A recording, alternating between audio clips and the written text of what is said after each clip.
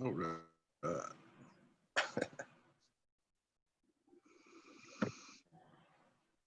There we go. I think we're live. Woo! Woohoo! All right. So, welcome everybody. It is June 10th, 2020. I got Van with me. I got Barry with me. Peter is on his way. Keith passed his stone, his kidney stone, so he'll be with us soon as well. The baby. Well, did you see how big it was? I mean, he put it's for those people that are grossed out by medicine stuff. It was huge. It was like half a centimeter. It was giant. Man, I have chronic kidney stones. I had a 3/4 inch kidney stone. Did you? And a 1/2 inch one taken out a few years ago, and still passed about 3 back in October or November. Mine are uric acid. Yeah, I get them every like 4 or 5 years. I get 3 different types. I had they were almost black, and then I had them where they were almost like a grayish white and then a brown. Are they kind of crystallized, or? Some of them were. Some of them, it was like a lava rock. The one felt like. Yeah, mine looked like that spaceship that baby Superman came to Earth in. Yeah, but my biggest one was that I passed on my own was 12 millimeters. Man, they are that's the worst. Yeah. And it's terrible here in Tennessee because they won't give you any kind of relief. Even, it's just, they think you're, seeking pain meds or something. It's like, man, it's a kidney stone. Yeah, it's not only Tennessee. A lot of people are afraid to prescribe opioids anymore. Yeah, you my stepdad, not my stepdad, my father-in-law. He had, I don't know what it was, but he had something, and he must have been a doctor he's had for many years, because they were like, oh, we're gonna give you this script, a script for ketoprofen, which is basically just really, really tough ibuprofen. It's each pill is the equivalent of 5 of them or whatever. And he was like, doc, that's not going to cut it. You got to give me something big. And he actually got a prescription for codeine, which was I was like, how did you even manage to pull that off? You can beg, and they just won't give it to you. Years ago, they used to give me Dilaudid. Yeah. That's potent stuff. But man, it's hard to get stuff now. Dilaudid was heroin, basically. Yeah, they gave, the first time they gave me Dilaudid and Demerol. And I started hallucinating. Yeah. Whoa, the fuck. Later on, I realized it was the Demerol. Demerol works for me, man. That'll knock the pain out pretty good. Yeah, it did to me too. I didn't care what was going on. All right. Well, I just want to get the sad stuff out of the way. As maybe as silly as it sounds, I will dedicate tonight's stream to my niece, who on Saturday she passed away, thankfully, painlessly and in her sleep. She fought brain cancer for 2 years. She's probably the bravest person I know and will ever know. So whenever I always go to funerals and stuff like that, people are always like, I remember I went to when my grandmother, my last remaining grandparent, passed away.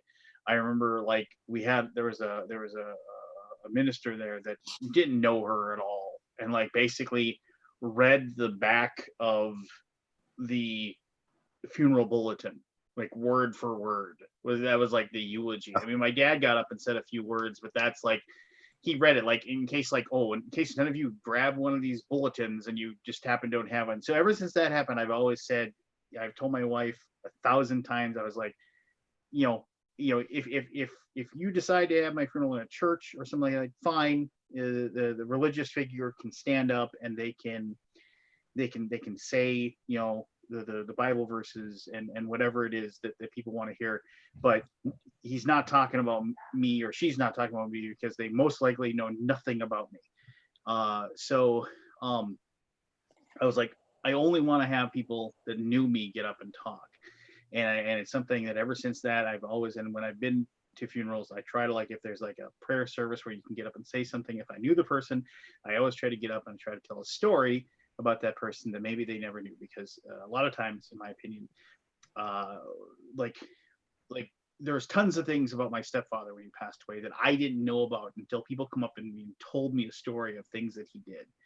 And I was like, I never knew that, because like because when you go through life and you have meetings with people, like you will talk to somebody and something about that conversation will stick in your head, and you'll remember that conversation with that person for the rest of your life, and just it'll come up in like your memory all the time.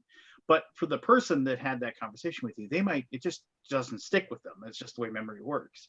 But when you share stuff like that, you learn stuff about people that you don't know. And so it's one of those things where that's what I think. And so just to tell you a quick story, and it's not quick because it's me, and nobody's, and Peter's, even now, Peter, maybe Pete will not make a crack. I will not say a damn word out of respect for the circumstances. So I can guarantee I will listen to this and I will be quiet and give you your time, as much time as you need, sir, because there's time for laughter and goofing off, and there's time for. Well, no, and the thing is that for my nephew, her husband, Dusty, he told me, I asked, I said, okay, if I say a few words at the prayer service, he's like, you can't cry.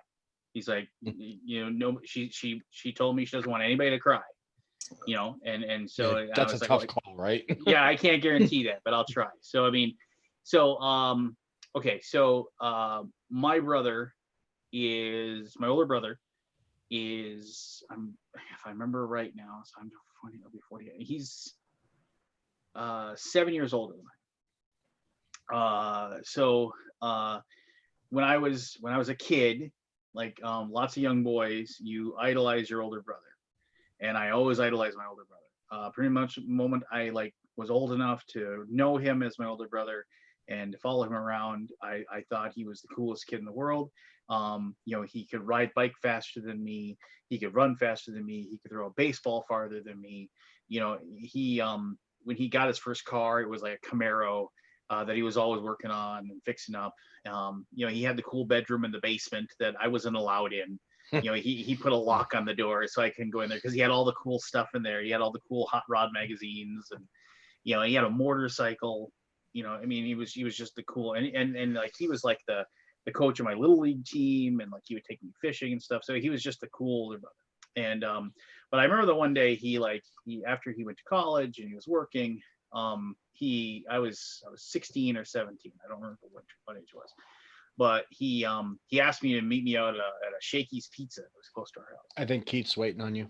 Oh, okay. Not to interrupt, but no, you're cool. Mm-hmm. And so he invited me out to the Shakey's Pizza, and we were sitting there and we were laughing about whatever.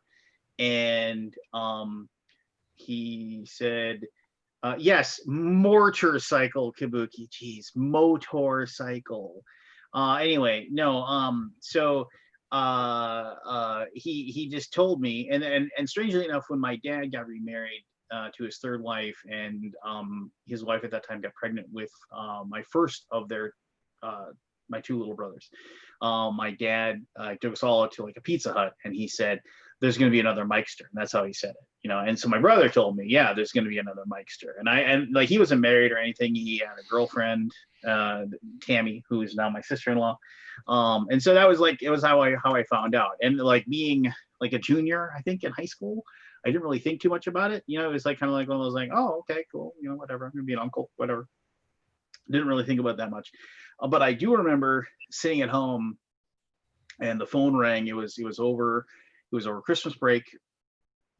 It was December 20th, and my the phone rang, and I picked it up, and it was my mom. I think she was out Christmas shopping or something, and somehow somebody let her know or got a hold of her, because this is before cell phones. But she said, the baby's being born. And so then I was like, okay, well, should I go anywhere? And they're like, you can go to the hospital. And I was like, all right, cool. So I drove to the hospital, and I remember I walked into the room, and I saw my brother was sitting there. My mom wasn't there. I don't know where my mom was. She maybe had been there and left or something. And I saw Tammy and my brother, but there was no baby. And I was kind of like, okay, this is weird. It's like, where's the baby? And then like a few moments later, a nurse walked in, had this little critter all swallowed up. And I remember like she handed the baby to my brother, and I'm pretty sure he had held her before, like when the baby was born or something. This is like probably they had taken the baby, like they cleaned it up or whatever, done whatever they had to do. And like this is the first time he like was holding on to her, and she was all. And I remember when he held on to her, she like yawned, like and like when he was looking at her. And then I remember I'm getting choked up. And I remember he just looked at her and he said, "Daddy." Like trying to tell like a baby that was a day, like less than a day old, like, yeah, I'm your daddy. And I've always remembered that. I've always remembered him saying that, and like, and looking, he was just so proud and so happy. And yeah, I mean, that's like, and then I remember I held her, and I was scared to hold her. I thought maybe I'd drop this baby, but I remember. And yeah, I mean, and then I got to watch her grow up. I mean, she went to my brother and his wife got married, obviously, and they moved to Vegas, and like, you know, he had 2 more kids, but Kadra came back here to go to school, and so she was always kind of around, and like whenever there's a family function or anything going on, she was always around. And she was so much like my brother. She was very stubborn, very strong-willed, very determined. You know, she had decided at one point, like, you know, she was a really good softball, girl softball player. You know, she played softball all the way through high school, and she was very, very good at it. And then when she got done, she wasn't good enough to be like go to college for it and get like a scholarship, and she was good. But she said she wanted to be a teacher because my brother was a teacher and our dad's a teacher. And so she became a PE teacher, and she coached a softball team, a girls softball team at her high school that she taught at. And that's where her funeral is going to be, actually, because you can't have a funeral inside a church. So because there's probably going to be like 250 people at this funeral.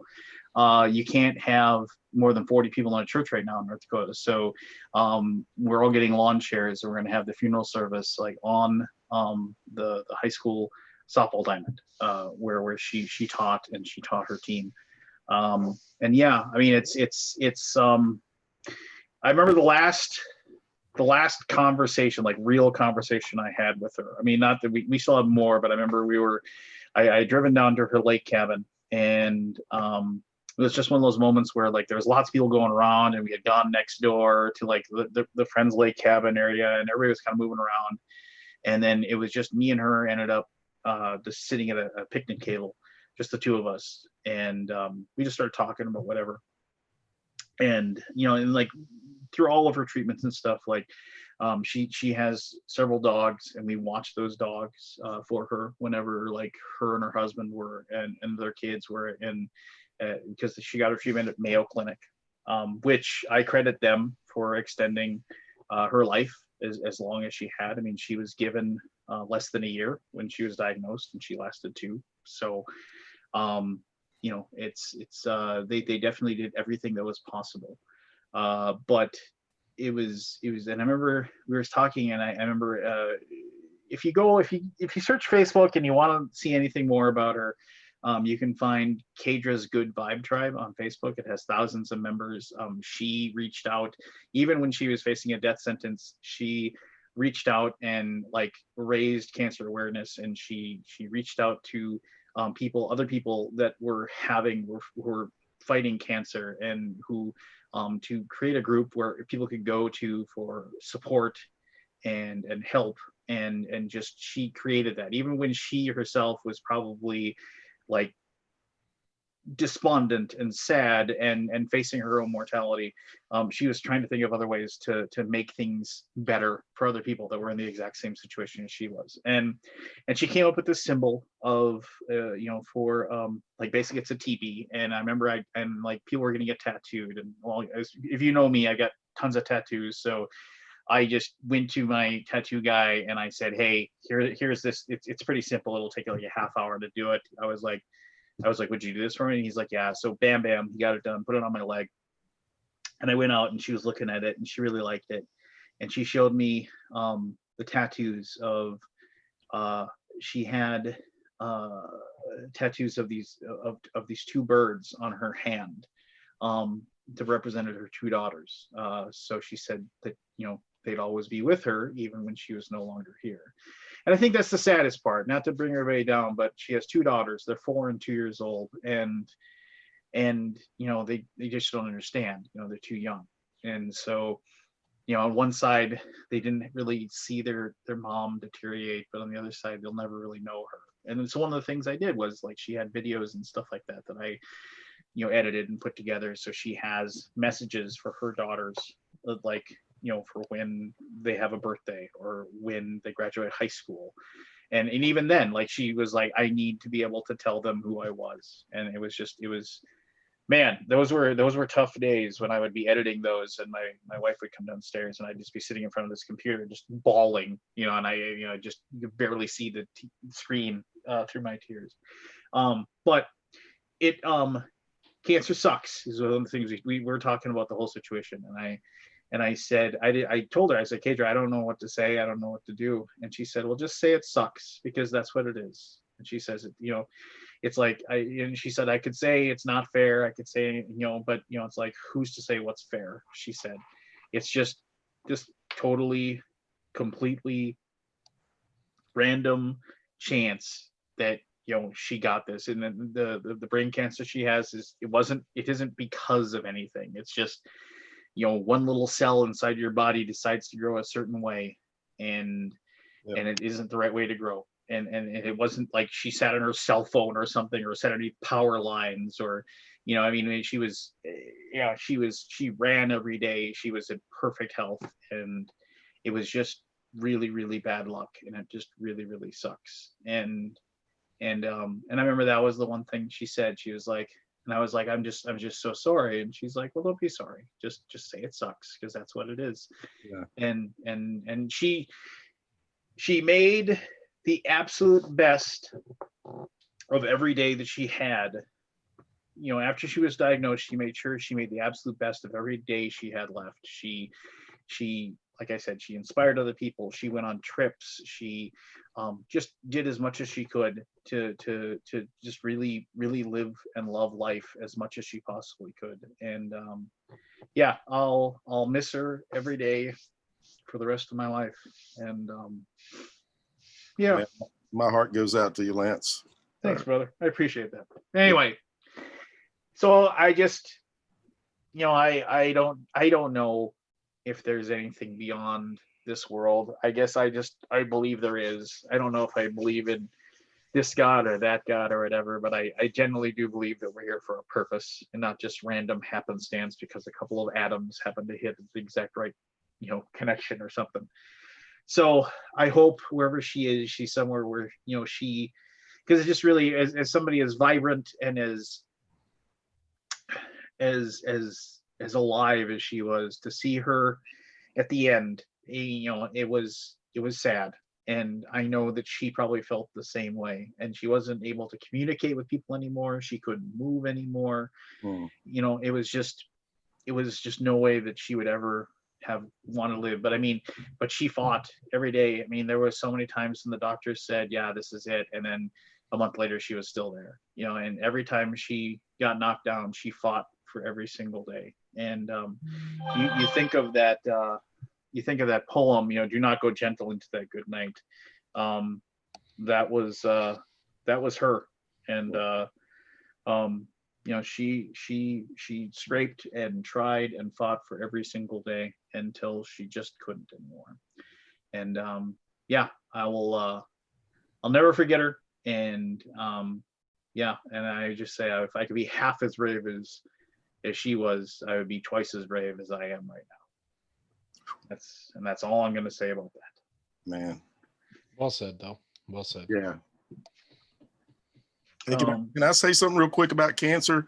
Because other than it sucks, yeah, sure, go ahead. It does suck. I mean, I don't know if you know the full story, Lance, but you know, back in 2008, you know, I was pretty involved in the game industry from the late 90s up to about that time. And in September, my wife and I both the same week got diagnosed with cancer.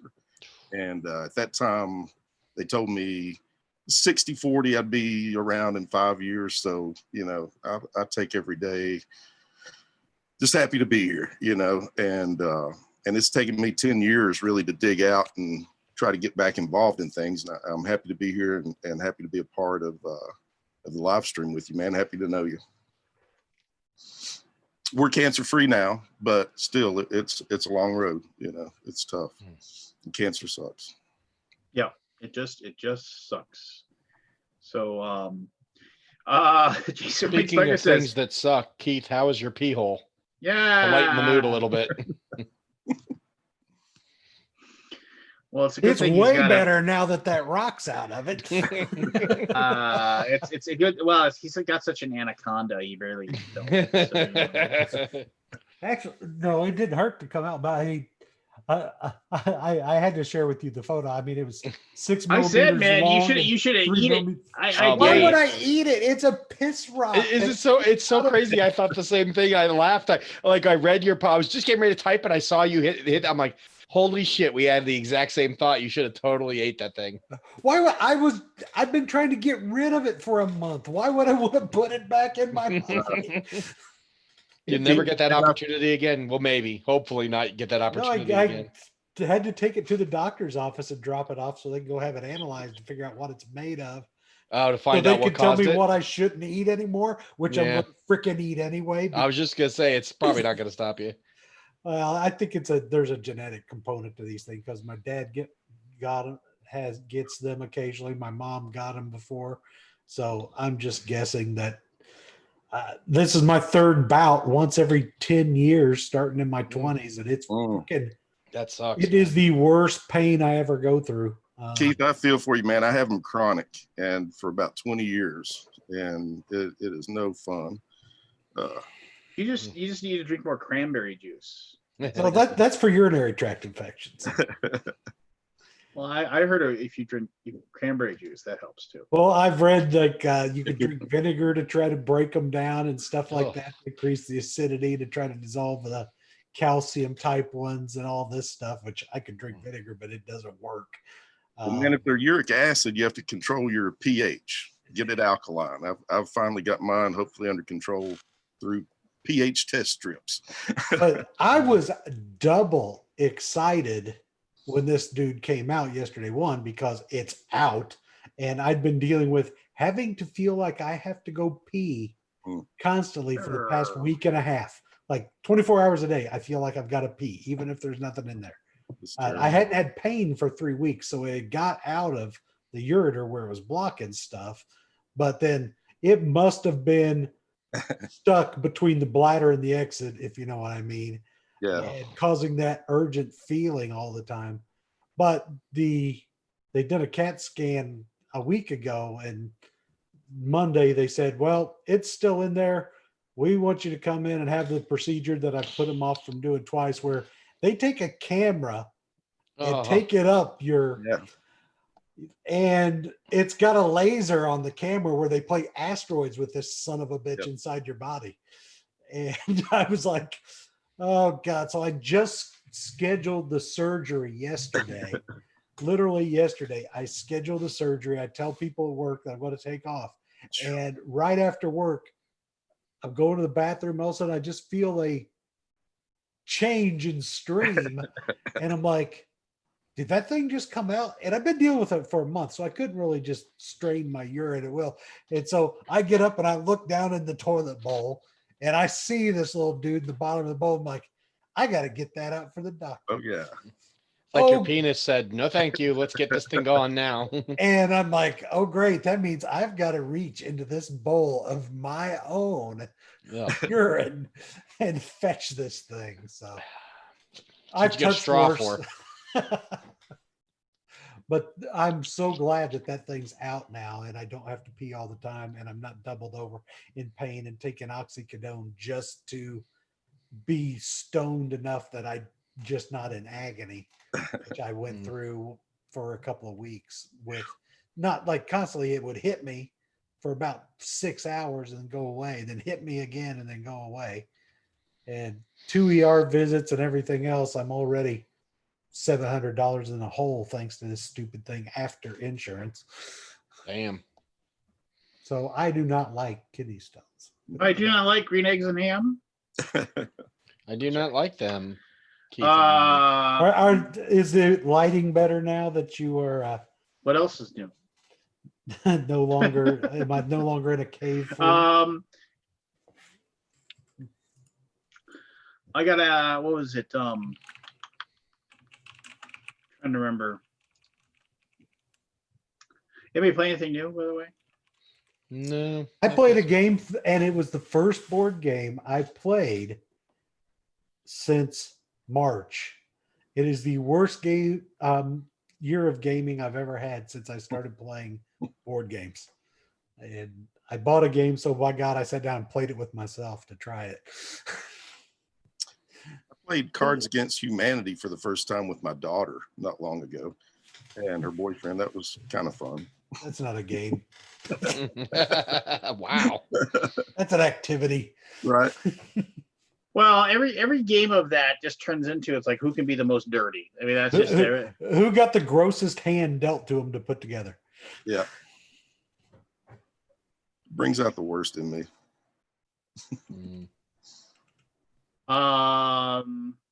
Yeah, I mean, that's what that entire game is. It's just, and then it's like did have a question. How old's your daughter? 5, 6? Mine? Oh no, she's like 23. Okay, I feel better about this now. Okay, we can go back.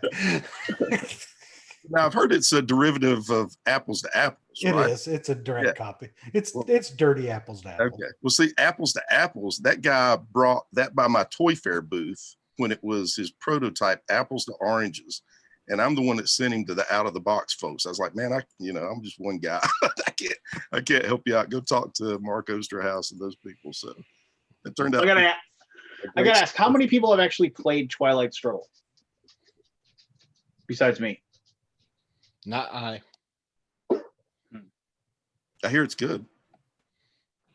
I'm trying to decide if, well, yeah, it's really good. I'm trying to decide if I want to get Imperial Struggle, which is the follow-up from the same designers, and it's about England and France vie for 18th century supremacy.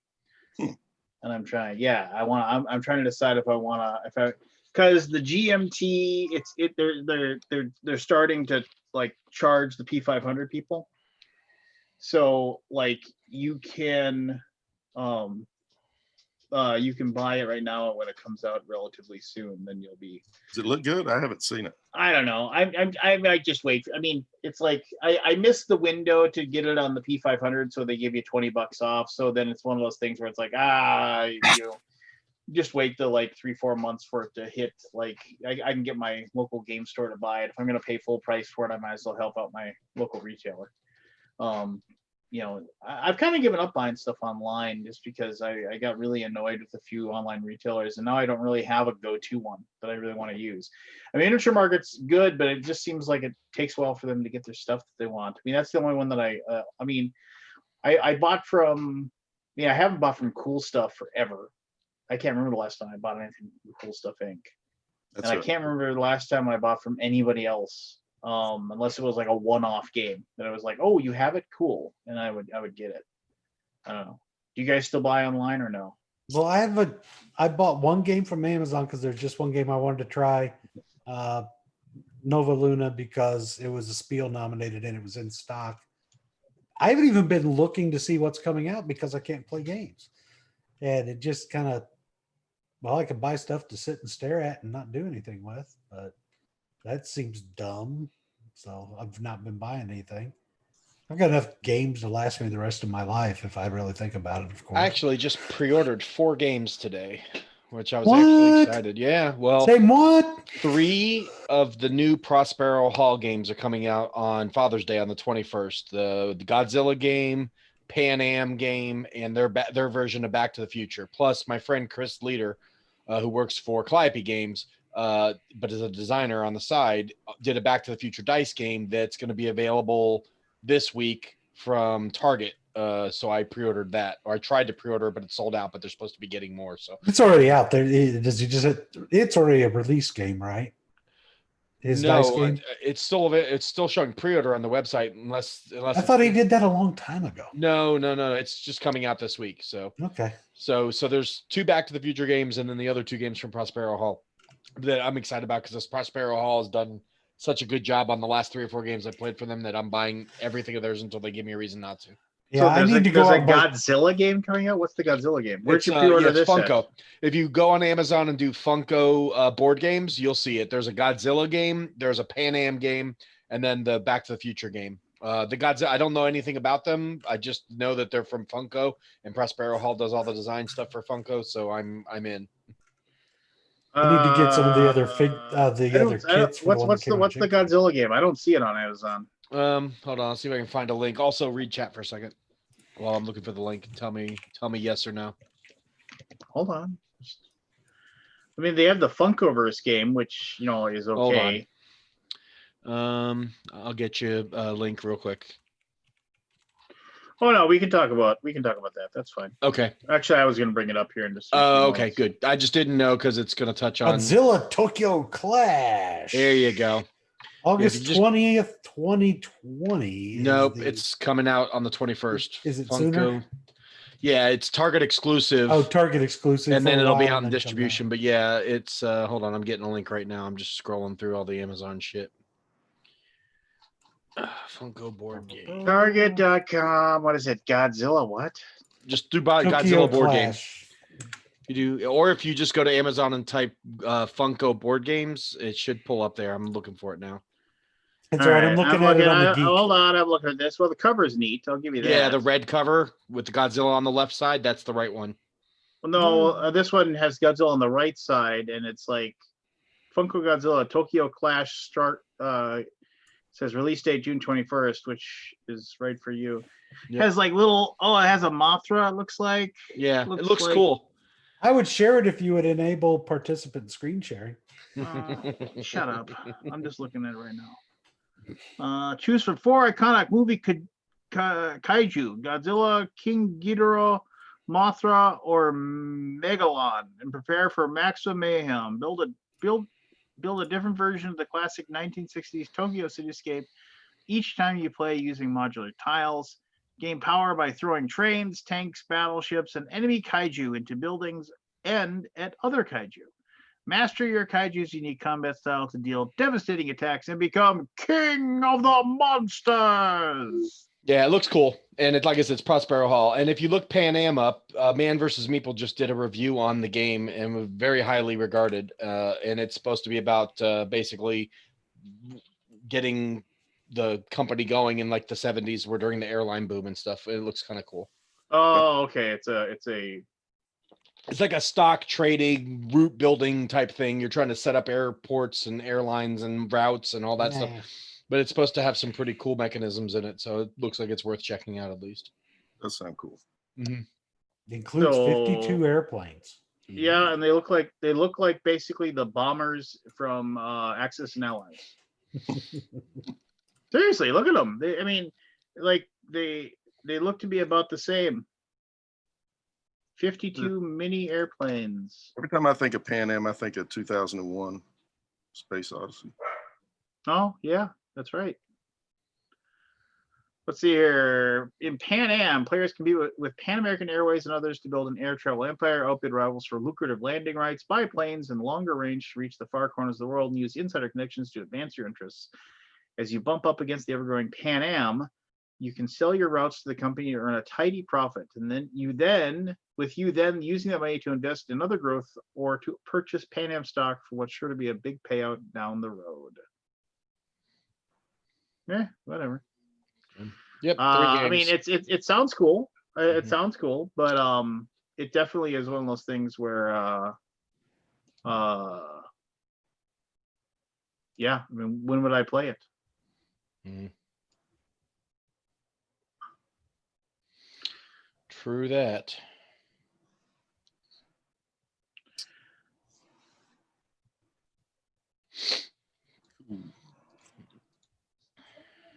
This is exciting. Yeah, it is exciting. Riveting. Super exciting. I used to buy games from Thought Hammer. Now they've been gone a while, right? Thought Hammer. I think so. I I haven't think even they heard of folded. them. I'm old. Go ahead. Richard's waiting. I just saw. Oh, let's see here. And other Barry is here as well. Look at that. Barry must have lost here, and I'm joined along with Richard. God, I need to get. Richard's got some explaining to do, mind you. Ooh, explaining to do. Yeah, he's got explaining. He's got Okay. explaining to do. Wow. Richard, you're backwards, He is backwards. but I appreciate his shirt. He's also frozen. So Hello. maybe he's having issues. I think we can hear him, but there's no voice. There's no video there. Well, he You looks can hear frozen. me, but you can't see me. Yes. Well, we saw an image of you, but then it went away. Yeah. Wait a minute, I'm it's coming back. Slowly I but surely. experimenting Ooh. with an OBS plugin because it's a pain in the ass to always have to shut down OBS to do this and then restart. But yay for third-party apps. Yep. Oh yeah, OBS just completely shut itself down. Come on, OBS. Do you use OBS or OBS Streamline? I've never heard of OBS Streamline. I don't Okay. know what you speak. Just curious. Well, that's all right. Oh wait, there's a filter, filter fish. And if I come in here and I stop it, and then I start it, and then nothing. No, all right. Screw you, technology. You'll be the death of me, Yeah. technology. Hey, Pete. Yes. Did you know Prospero Hall's doing a Marvel game too? I wouldn't be surprised. They have the license. Funko's Marvel got Battle World Mystery of the Thanos Stones. Yeah, I'll buy it. I buy all Marvel games. I'm a sucker. Well, at least you know you're a sucker. I do. And they've got I a game do. called Last Defense where you have 20 minutes to save the city coming this year. I have I have to leave town tomorrow to go to the funeral, and then Oh, I'm sorry, Lance. hey, no problem. It sucks, but Yes, it does. But Going through then- something similar right now. So Yeah, how is your mom? I'm assuming it's your mother. Oh, it's Jen's mom. Okay. The reason I'm here with you tonight is because Jen's not here because she had to make an emergency flight down to Southern California Well, I'm sorry. That stinks. for reasons you can imagine. It's not good. Well, my heart goes out to Jen. That sucks. Yeah. Yep. But hey, life goes on. We'll just focus on that. What are yeah. you talking about? Well, did I actually hear Oh, you no, talking just- about just- just- games? Is that what just happens when I how- show up closely to being on time and then have Yeah. to wait for 20 minutes like a chump? Well, With my hat in hand, please, sir, won't you let me in? Well, maybe if maybe if I still had my my best friend of Rado banner. I saw that last week. I did eventually watch. It was all in good fun, buddy. Yeah, and then you came back, and it was like, and you couldn't even you doubled down on it. You doubled down. It's like you could have just said, oh no, you could have said anything funny, but you're like, well, all I things said the pass. funniest thing. You just feel like you doubled down on it. Yes, it was hilarious. I was laughing my ass off. I take the first time I watch one of your videos, I'm just like, I'm curious about this. I'll watch this. And I hear you say, my two best friends in the whole wide world. And I was just like, oh, I see. The reason I said that, by the way, is because I had just done another video live with somebody a couple weeks before, and his whole shtick was every guest he had on, he kept calling him, it's my best friend, and whoever it was. And so I was his most recent best friend, and that just immediately popped into my head. Just out of nowhere. I hadn't planned on saying that, but it just popped in. Truth comes out, Richard. And then I made a video that made the channel turn against me. For What different now? reasons. What Well, was I don't know if you kept watching after your heart was broken in the first 35 it? seconds. No, and I realized- was He too busy. turned I it was- off and said, "This is rubbish." Yep. Yes. Yep. Well, I had told the two guys who are the two new contributors to my channel, and this was kind of their introduction to people. Hey, I want to have some fun. We're going to be talking about the top 10 for a long time. Let's just have fun and poke fun at each other and and trash talk and stuff like that, because I enjoy that very much. Otherwise, I wouldn't show up here. And my audience doesn't enjoy that at all, as it happens. They don't expect that on a Rahdo show. And kind of makes sense. Yeah. So my mistake. I think it would have been fine if I had just started the entire video off with literally a trigger warning. Folks, please bear in mind, we're about to tear each other apart. It's not reflective of anything on the fact that we're just goofing around. There's not secret, deep tensions that are bubbling to the surface, and you don't have to feel that these are awkward silences. We're just joking. It's just jokes. They turned on you. Lance, Huh? it was just a joke to you too, buddy. Well, you know what the joke is? It's like I guess my feelings are just a joke to you. Then I understand. Kabuki Kid saw it. She thought it was hilarious seeing a Canadian going for the juggler, because that's what one of them is. And we joked afterwards that Rodney's the nice Canadian and I've got the other Canadian, basically. Rodney's fake nice. We know that now. Yeah. The truth comes out. Yeah. Well, here I'll tell you about games I played. I got cornered into playing several games of Throw Burrito with my kids. I bought that game for my kids. I haven't played it yet. Is it any good? It sounds great. It's just that's a ringing endorsement. No. I mean, it's fine. It's one of those things where it's like it's like, okay, take the game Spoons, where you're trying to get 4 of a kind, so you can take the spoon in the middle of the so take the game Spoons, but you if you get 3 of a kind, you get to take those cards and you put them to the side. That's gonna be worth a point. There are cards, however, that say like Burrito War, Burrito Brawl, Burrito Duel, and there's these 2 foam burritos that sit in the middle of the table. And so if you put down like Burrito War, you got to grab a burrito and throw it at somebody. And if you can hit somebody with the burrito, they get a burrito bruise, which is -1 points at the end of the round. So, and then after you hand out all 6 burrito bruises, then the round is over. And then you total up your points, and then whoever has most points wins that round. And if the first person to win 2 rounds wins the whole thing. So it's just an excuse to throw a foam burrito at people is what it is. But it's a lot of like having cards in your hand, picking a card up, discard it, pick up a card, so you're just going fast like this, and it's a little ridiculous, but it is exactly what it is. Which, if you like throwing foam burritos at people, then it's enjoyable. Then I played my son. We play card games, but my son is 8, so he's got a small hand. So we ostensibly bought a copy of Racco, so he would have. Oh, really? So we could have if we play card games, he'd have a rack to put things in. But I've actually played quite a bit of Racco with my family. I remember playing that with my grandparents, so it's kind of neat, just in there. It's still the same game. It's still exactly the same game, just trying to get from low to high, in all 10 of those spots. And it's trying to figure out, and there's extra points if you get runs and stuff, but we don't really score that. We just, the one part of Racco that I've never understood was, it was like, okay, you call Racco, you get 75 points. Then everybody else gets points equal to the longest sequence they have up until it breaks. So if you start with a low number, and then the next one, if it's next, then the next one is good, but then the 4th one's out of order.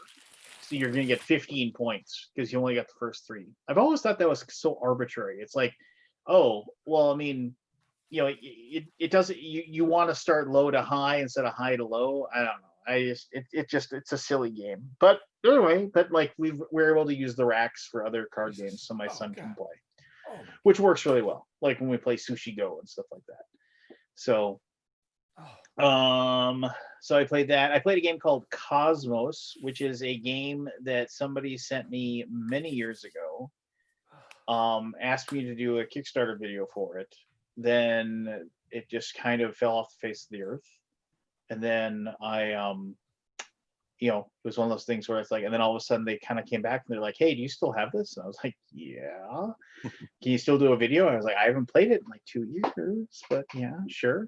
So I played that a couple times with my daughter so I could do a video on it. It's strangely, it's like it's a game where basically you're trying to create the galaxy, your own galaxy, and it is a kind of like a card drafting engine building game where like the different parts of your galaxy, after you get like, if you put stars out, you actually use cards as resources to like create resources to create stars, and then you can build planets that'll circle those stars. Are you talking about Solar Draft? No, this isn't Solar Draft at all. It's a game called Cosmos. Like I said, Oh. it was something that was sent to me years ago.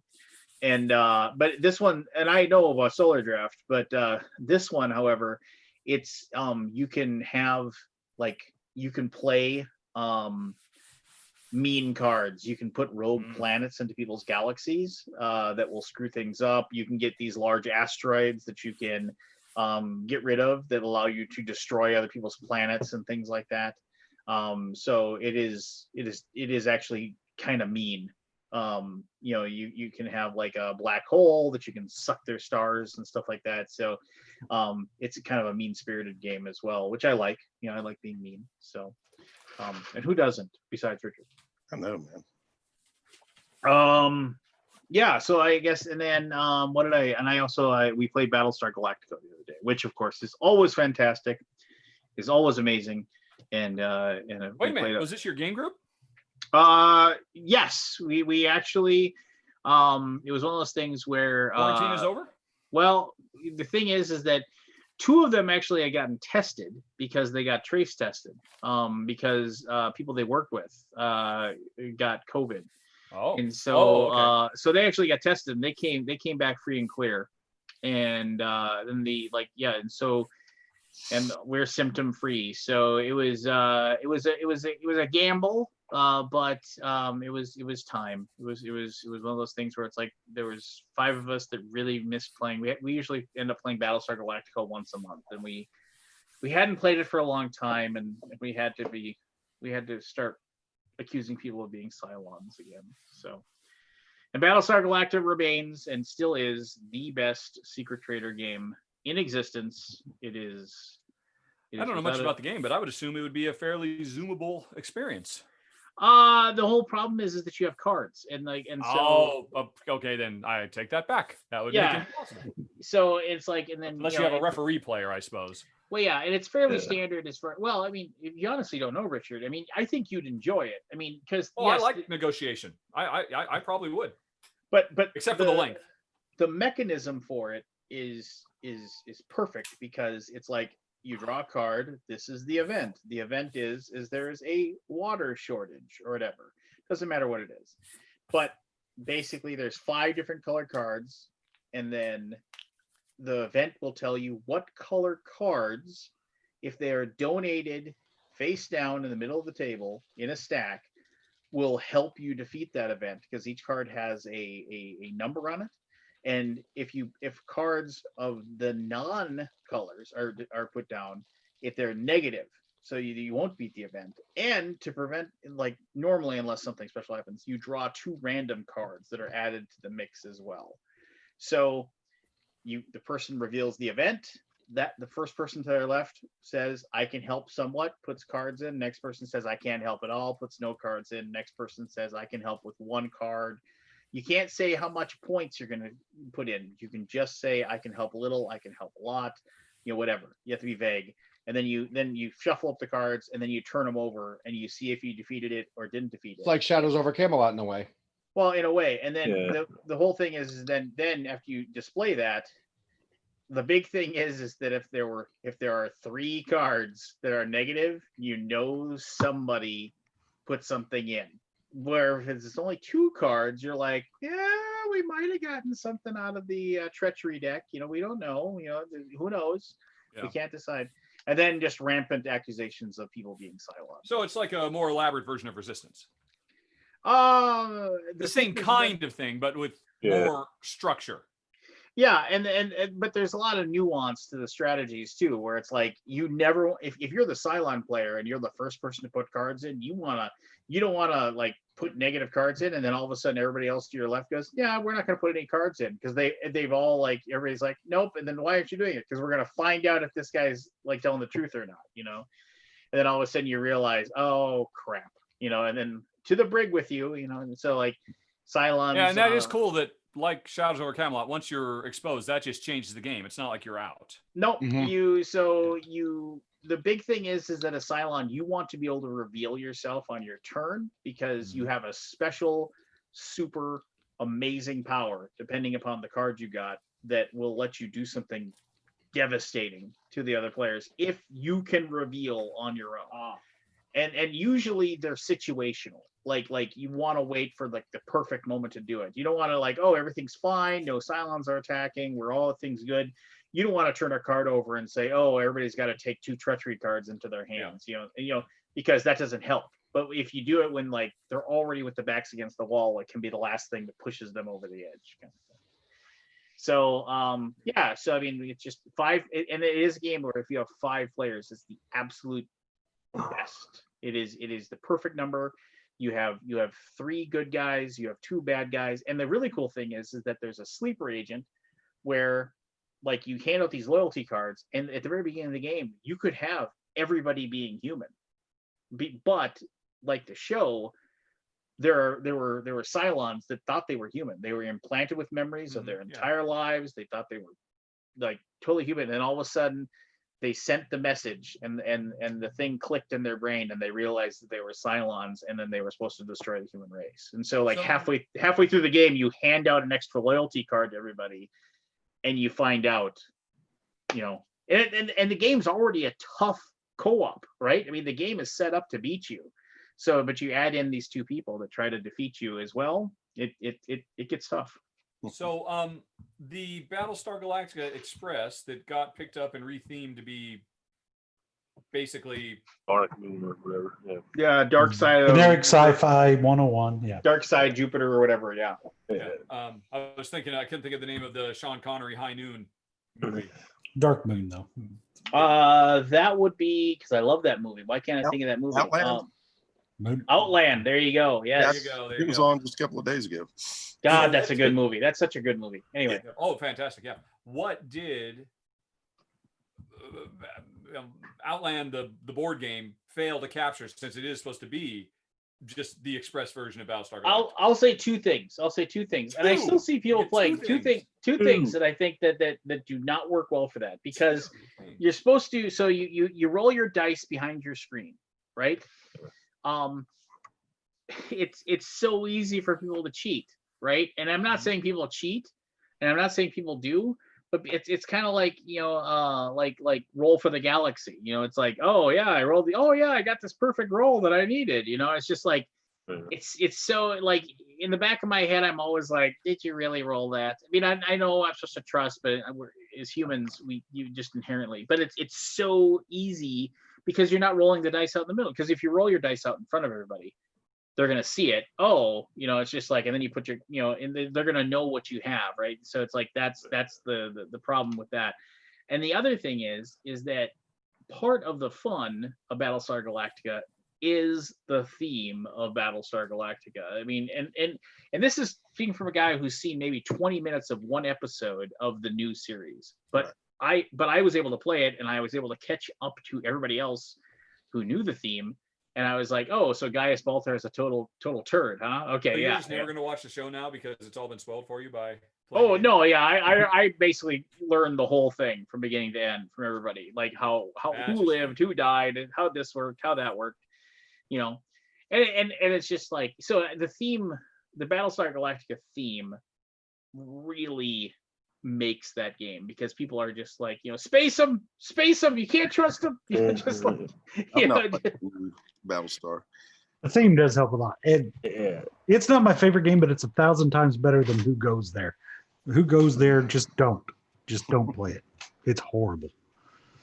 You know, I will once again champion and yell to the rooftops that if you download the files and make it yourself, the thing print and play that's on Board Game Geek is fantastic. It's a long game, but it is more in tune and accurate to the movie The Thing than any of the Thing games that are out there. Who Goes There? John Carpenter. Yeah, John Carpenter's. Yeah. So Who Goes There was okay, in my opinion. It's horrible. I thought the actual Thing board game that came out was better than Who Goes There, but it's still not as good as the print and play that guy made. Every single time I played the Thing print and play that I have, every single time I played it, it has always been a session that we still talk about, like how. The fact that you have all these great decisions and then you get to the very end and you have the big final decision as to whether or not you think whoever's still alive, you have this discussion of, and everybody, you all discuss, and it's just like, so are you human? Are you human? Are you human? And everybody discusses who's human, and you kind of argue over who might not be human and who might be human.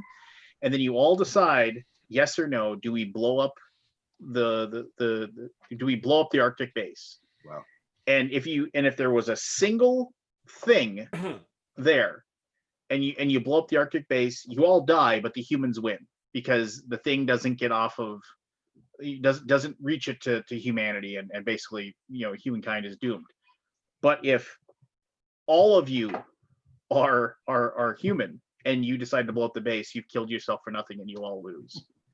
And it is like that last decision is just, it's agonizing. I've had a 15-minute long argument over that last decision with everybody at the table, and it was just like, and then everybody puts the cards down. And the thing is, if any one person decides to blow up the Arctic base gets blown up. It gets blown up. And if you are a Thing player, you still make a vote, but the first thing everybody reveals their card, and but the Thing player wouldn't. The Thing player is going to vote that you all say, because that would kill them.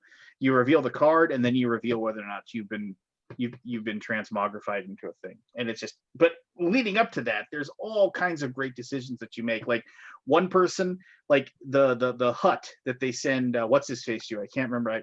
Blair. They send Blair into his cabin and they lock him in there because they think he's gone crazy and he might be infected. Well, at the beginning of each session, like all of you can argue over who has to go to the cabin. Are you going to send one person to the cabin? But if you send somebody to a cabin, like you are massively decreasing the amount of stuff that you can do to try to keep the things alive. So you're trying to decide, is somebody a thing? If somebody isn't, do we send somebody to the cabin and lock them in? And if you're the person that's in the cabin, you're like the human. You're just like, it's just like playing kind of like werewolf. It's like, but I'm human. You're gonna screw us if you send me to the cabin.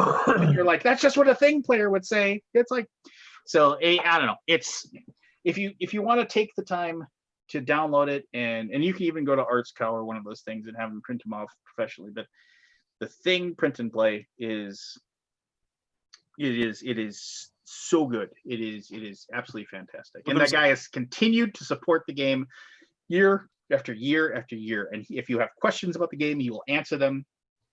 And it's a game that'll never get published because I doubt anybody would.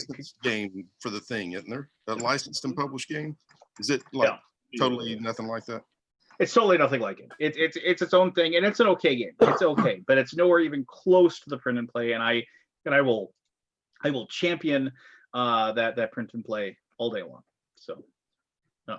Wow. Chad Roberts wants to know, Rado, technical question. Do you camera change manually, or do you have a stream deck? Is he asking when I film my videos? I'm assuming, yes. Technical question. Do I do my Steam cameras change manually, or do I have a Steam Deck? I am using, this is how I change my things manually.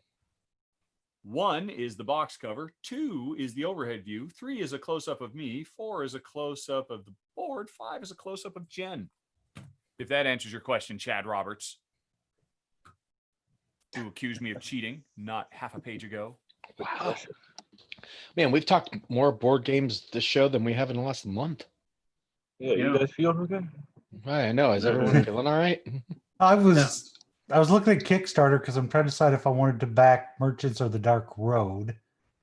And I will answer any question you have. Well, you did a video, but I started it up and you were playing solo, so I went and watched somebody else. Chill.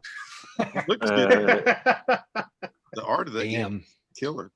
What's your problem with solo? You play Gloomhaven solo all the time. Well, but I played as a 2-player game solo. Well, the solo is actually very good, but I could certainly answer you any multiplayer questions if you'd like as well. No, I mean, it looks pretty cool. So I'm thinking Chill. about it, and I like the gameplay, but I just can't decide if it's good enough. So here's my question about that. It's like That's a hard one to answer. It's got such a great name to it. Like, it's like, oh, it's like, it's like the Merchants of the Dark Road. I was like, oh, this sounds cool. Like we can grab people and like steal their stuff from them, and they're like, oh no, that's not really. No, not really. I was like, but I want to be able to, like, I want to be the thief that bonks them over the head and takes their stuff. No. But Like, that'll be an expansion, they said. While I was hunting for Merchants of the Dark Road on Kickstarter through my board game list, I found a dexterity mini golf. I saw that pitch and planks. Yes, I'm pitch looking at and it now. plaques, and I backed that crap instantly. It's It like does look cool. it's like a pitch car mini golf. That's Yeah. It looks, and it's only got 100 or 360 backers. It looks like a game my daughter would play with me. I just don't know if it's going to fund or not. It's Oh, it already is funded funded already. It Oh, already it's funded. It's double funded Oh, wow. with I want 38 to do days that. to go. It's expensive on shipping. The shipping is almost as much as the damn game because it's coming from Europe. But I am totally backing this thing because it looks amazing. It does So look cool. Do a golf game years ago like that with like pitch car. Let's say I bought the domain Pucking Golf. that's awesome. What was I gonna say? Is this Richard? Are you there? Now your video's off. Oh yeah, no, sorry. Oh, that's fine. I I don't was- have to I see was your once beautiful again face. messing around with the OBS streaming. I was still hear everything. I could talk because the mic. No, I was you going to said ask you. I before. mean, Yes. the Elf Creek guys are good friends of mine. So why don't you give me a quick rundown of the Merchants of the Dark Road? And Merchants of kind the what Dark you think. Road is a rondel game at its heart. On your turn, you've got your little caravan. You're our merchant. You're buying stuff as cheap as you can, and then either selling it for high prices to all the adventurers hanging around at the pub, or you're just collecting them because you have contracts to deliver stuff to all the villages that are out there in the Dark Road, or you're doing a bit of both. But on your turn, you've got 3 dice in your queue, and you have to pick one of them to determine how far you'll move on the rondel. So it's kind of a roll and move. I got a 1, a 3, and a 6. So I'm going to move forward only 1 space on the rondel and get access to portions of the town where I can buy or sell things, or plunder the local dungeon, or get new contracts, or do special powers. But if I don't use that die, I'll move forward 3 and I'll have access to other stuff. So I know rondel games. I mean, you've partaken in the Gertz. You love Shipyard.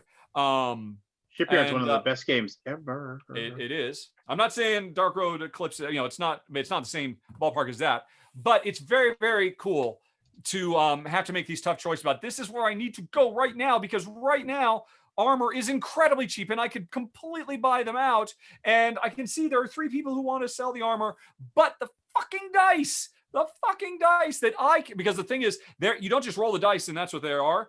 You have another queue of dice. Every time you spend one of those dice to move on the rondel, you then take another die from your queue and put it in. So you have to be thinking 3 or 4 turns in advance that, okay, I know 3 turns from now, if I use that die and then that die and then that die, this is going to be the perfect plan and I'll be able to make a trip on the Dark Road. So that's the Euro-y half of the game. A rondel where you can't just always move 1, 2, or 3 spaces like a regular rondel, but instead you're limited by these dice that you purposely queue up. The other half is when you do eventually decide, okay, I've got enough stuff in my wagon, I've got passengers who need to go, I've got contracts to deliver stuff, and you activate the part on the rondel that says, I'm going off on the Dark Road. Everybody else around the table has the opportunity to say, I will join you, or fuck you, I don't want to die. One or the other. And after everybody's joined, that means we then flip up the card to see what terrible thing will happen to us on the Dark Road, because it is a dark road full of ne'er-do-wells and whatnot. And the more players who go, the more dice. We build up a pool of dice that we use to deal with whatever bad stuff is going to happen. And so you get in a situation where, yeah, I'll come because I can see you're not going to take the really dangerous road. You're probably going to take the normal road. And, even if I get the short end of the stick and I get hit by a bad event, I'll still be able to make it to the town you're going to and make deliveries. But then you switch it all up and you go on the shortcut road, which is incredibly dangerous, but the rewards are twice as big. And you have very simple little, hey, you run into a series of bandits, but they want to talk and have tea. What do you do? And then you roll the dice type stuff. So it's a nice balance of anticipating what your opponents are going to do. Because if I see that Keith, he's going to Dawnmore or whatever the name of the town is, he's got a bunch of stuff. Do I have enough time to go get a contract for Dawnmore as well? Or should I fuck that and just focus on what I'm trying to do for my own thing? So there's a lot of interplay between players like that, driven by a very cool twist on rondels. Let me ask you this question. Yes. So can I lie to you and say, hey, yeah, no, I'm totally taking that road. Don't worry about it. And then Yes. when you decide to go through, okay, so you can played screw it. people. I played it a year ago when it was still a prototype. It was still a work in progress at a convention, and I did play a 4-player game, and there was a fair bit of that. Well, I want to come with you. Which way are you going? But don't you take it on the short end on the shortcut if you're the one that leads the wagon? Yes, that's the interesting thing you too. pick the last when you take the shortcut. Exactly. If you take the dangerous road, because you are the caravan leader and you're going to get a huge bonus for being the one responsible for everybody, since it's a dangerous road, you go from being first in the draft for grabbing dice to resolve the problem to being last. And that is hugely dangerous. It more than anybody else, it introduces danger to you. But there's lots of ways to mitigate that. You can overload your wagon. So, I've got some stuff. I don't mind if it falls off the back of the wagon there, because I really just need to deliver this other stuff. There's another thing too. You have lanterns, which is one of your resources. And when it comes your turn to pick a die when you're resolving the road event, and everybody's taking the good dice, but there's still me and Keith. I can't, and the last dice, of course, are terrible. I can spend a lantern to re-roll all of them. And I've definitely been in circumstances where, the best die here is a 4. I would really rather have a 5, but all the other ones are 1s and 2s. So do I spend the lantern? Because that means I have to re-roll everything, and I might be giving everybody else really good dice as well. So there's lots of little tricks like that. Interesting moments where you have to make decisions based on what you anticipate your opponents are going to do. And then, commit to just things that might help them more than you if they've outplayed you. How does the game end? What's the victory condition? I mean, how does the game end? It's victory points. And yes. That's the other thing too. Yes. Because we have 2 things we're tracking. Right. How rich are we? And that money is secret. Your money is kept behind a shield, so nobody knows exactly how much anybody has, and how famous you are.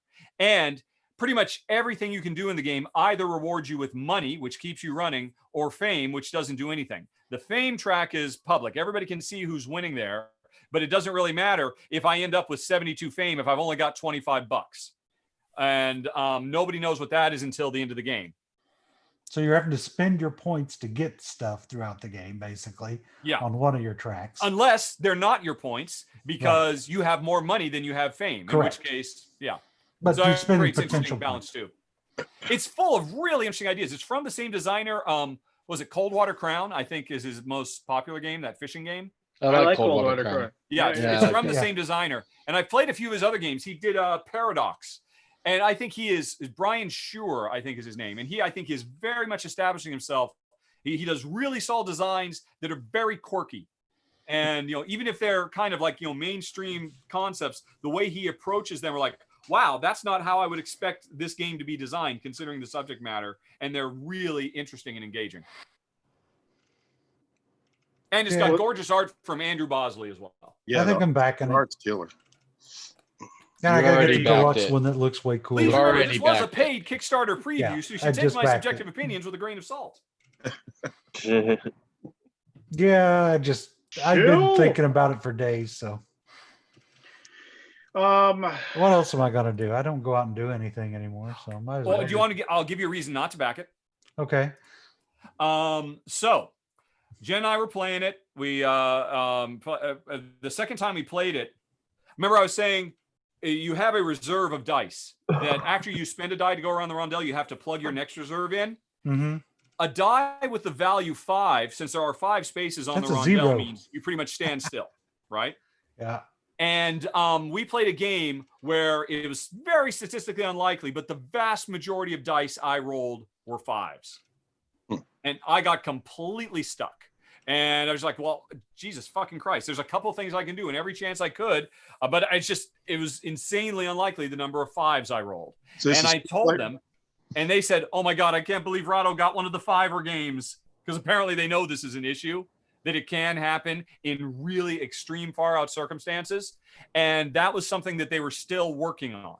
So you could look at that if you're looking for any reason not to back as, they still are working out some of the kinks of the system. Now you were playing 2-player? My wife and I were playing 2-player. And also I will say we had a good time. We had a fun time with that exception of that bad all 5s, which they do have a solution, which I believe will work. But this is definitely a better game with more. When I played as a 4-player game, it was a lot more engaging because at any given time, anybody might go on a trip. And so you've always got to, am I just keeping a little bit of everything in my wagon so I can just tag along and get free bonus points off of anybody's turn? Or am I just, fuck all of what you people are doing. I'm just filling this thing up to go for the ultimate trip. But the longer I take to fill up, everybody can see what I'm doing. And then everybody's preparing for me. So it's like this constant race. You're always just trying to be one step ahead, because if they're one step ahead of you, you're just always missing that cycle. Richard, All right. you make me feel like a person without a potty mouth. And I have the worst potty mouth I know. True that. Shut your motherfucking mouth. So we're gonna do this. We're gonna talk about. I was kind of waiting for, and then Pete actually asked if we were going to discuss this or not. So I'm gonna say this, and if anybody has anything they want to add, feel free. But I'm gonna be short and sweet. So it turns out that people are dropping out of taking part in Origins online because of the fact that Gamma has not stepped forward to make any sort of statement one way or the other as far as the recent Black Lives Matter movement that is going on. And their silence, as they say, is deafening. And so, I mean, I think I was slated to do some stuff myself for Gray Fox. I don't think Gray Fox, we decided we were going to do anything. I mean, I wasn't doing any kind of like media stuff there in any way, shape, or form. And I mean, and I can't speak for Gray Fox, but I know that Shane feels very strongly about this as well. When you don't say something as simple as Black Lives Matter, you have to wonder why they won't, or why they won't just make a stand, why they won't say something. How fucking hard is it to just say the fucking 3 words? Yeah, the only thing I can think of is either there's somebody up top that feels like it isn't important, or there's somebody that, or even worse, they just don't believe it, right? Or just like that's your worst case scenario. Yeah, well, your worst case scenario. But the thing is that, like, I mean, people that I very much respect have dropped out of taking part in this. I mean, Jeremy Howard is no longer doing anything. Mark Street's no longer doing anything. Have anything to do with it? I mean, one by one, friends of mine just boom, boom, boom, boom, boom, and I assumed that was what I reached out to a few. Actually, got the word from them as to why they were doing it. It's just at this point also Origins Online is still going to do Origins Online, but now people are just saying, I will not partake in anything that's going on with Origins Online when it happens this month. And frankly, I won't either. I will not be. I don't care if they're selling games at 90% off. I am not going to log in. I am not going to take part. And and I don't speak for Gray Fox, but I wouldn't be surprised if we stepped out either. It's absolutely, excuse my language, it's absolutely fucking repugnant that they just won't say something. And I know some of the people that are high up in Gamma are my friends, and I plan on, once my own personal shit is taken care of, I definitely plan on reaching out to them and asking them, why not? And I'm not going to say it meanly. I'm just going to say, I need to know why. Well, just explain to me why you haven't said anything. Yeah. And hopefully, by the time I get back into town on Sunday night, they will have said something, and they will have done the right thing, and they will have made the right type of support. And it's just, it's, and I will say this, I sincerely hope, obviously we live in a weird time right now. But I sincerely hope that if, and I do believe, I'm going to say this, the people that I know that have stepped down feel very, very strongly about this. And I would like to believe, and I do believe that if this was still like Origins, like everybody going to Columbus and we were going to go there and we're going to have a booth and we're going to like be around thousands of people and support our, you know, they still would have stepped down and said, no fucking way, not doing it, not going to have any part of it. And it doesn't matter that I've seen a lot of people say, oh, it's pretty easy to do it. You're just, oh, you're going to go to an online convention. Oh, boo-hoo. No, fuck that. Fuck you. Get out of here. You're part of the problem. Yeah. And it's just, yeah. So good for them. Good for the people that have stood up and just said, no, your silence sucks and you suck and I'm not having anything to do with you. Yeah, it's pretty sad to see how quickly things evolved into name calling and stuff in the posts and stuff that followed a lot of these announcements. That's what disappointed me the most. Like, organizations sometimes take a while to come out with statements. While I agree it should have definitely been out much sooner than now, if they're just reacting to it now, what really, really got me irritated about the whole thing was if you start going into like the Facebook groups and stuff and seeing people arguing on behalf or against Origins and how quickly it's devolving into just chaos. To the point that it just makes me sometimes feel really sad for the future of the human race, because it's just turning people into animals and it sucks.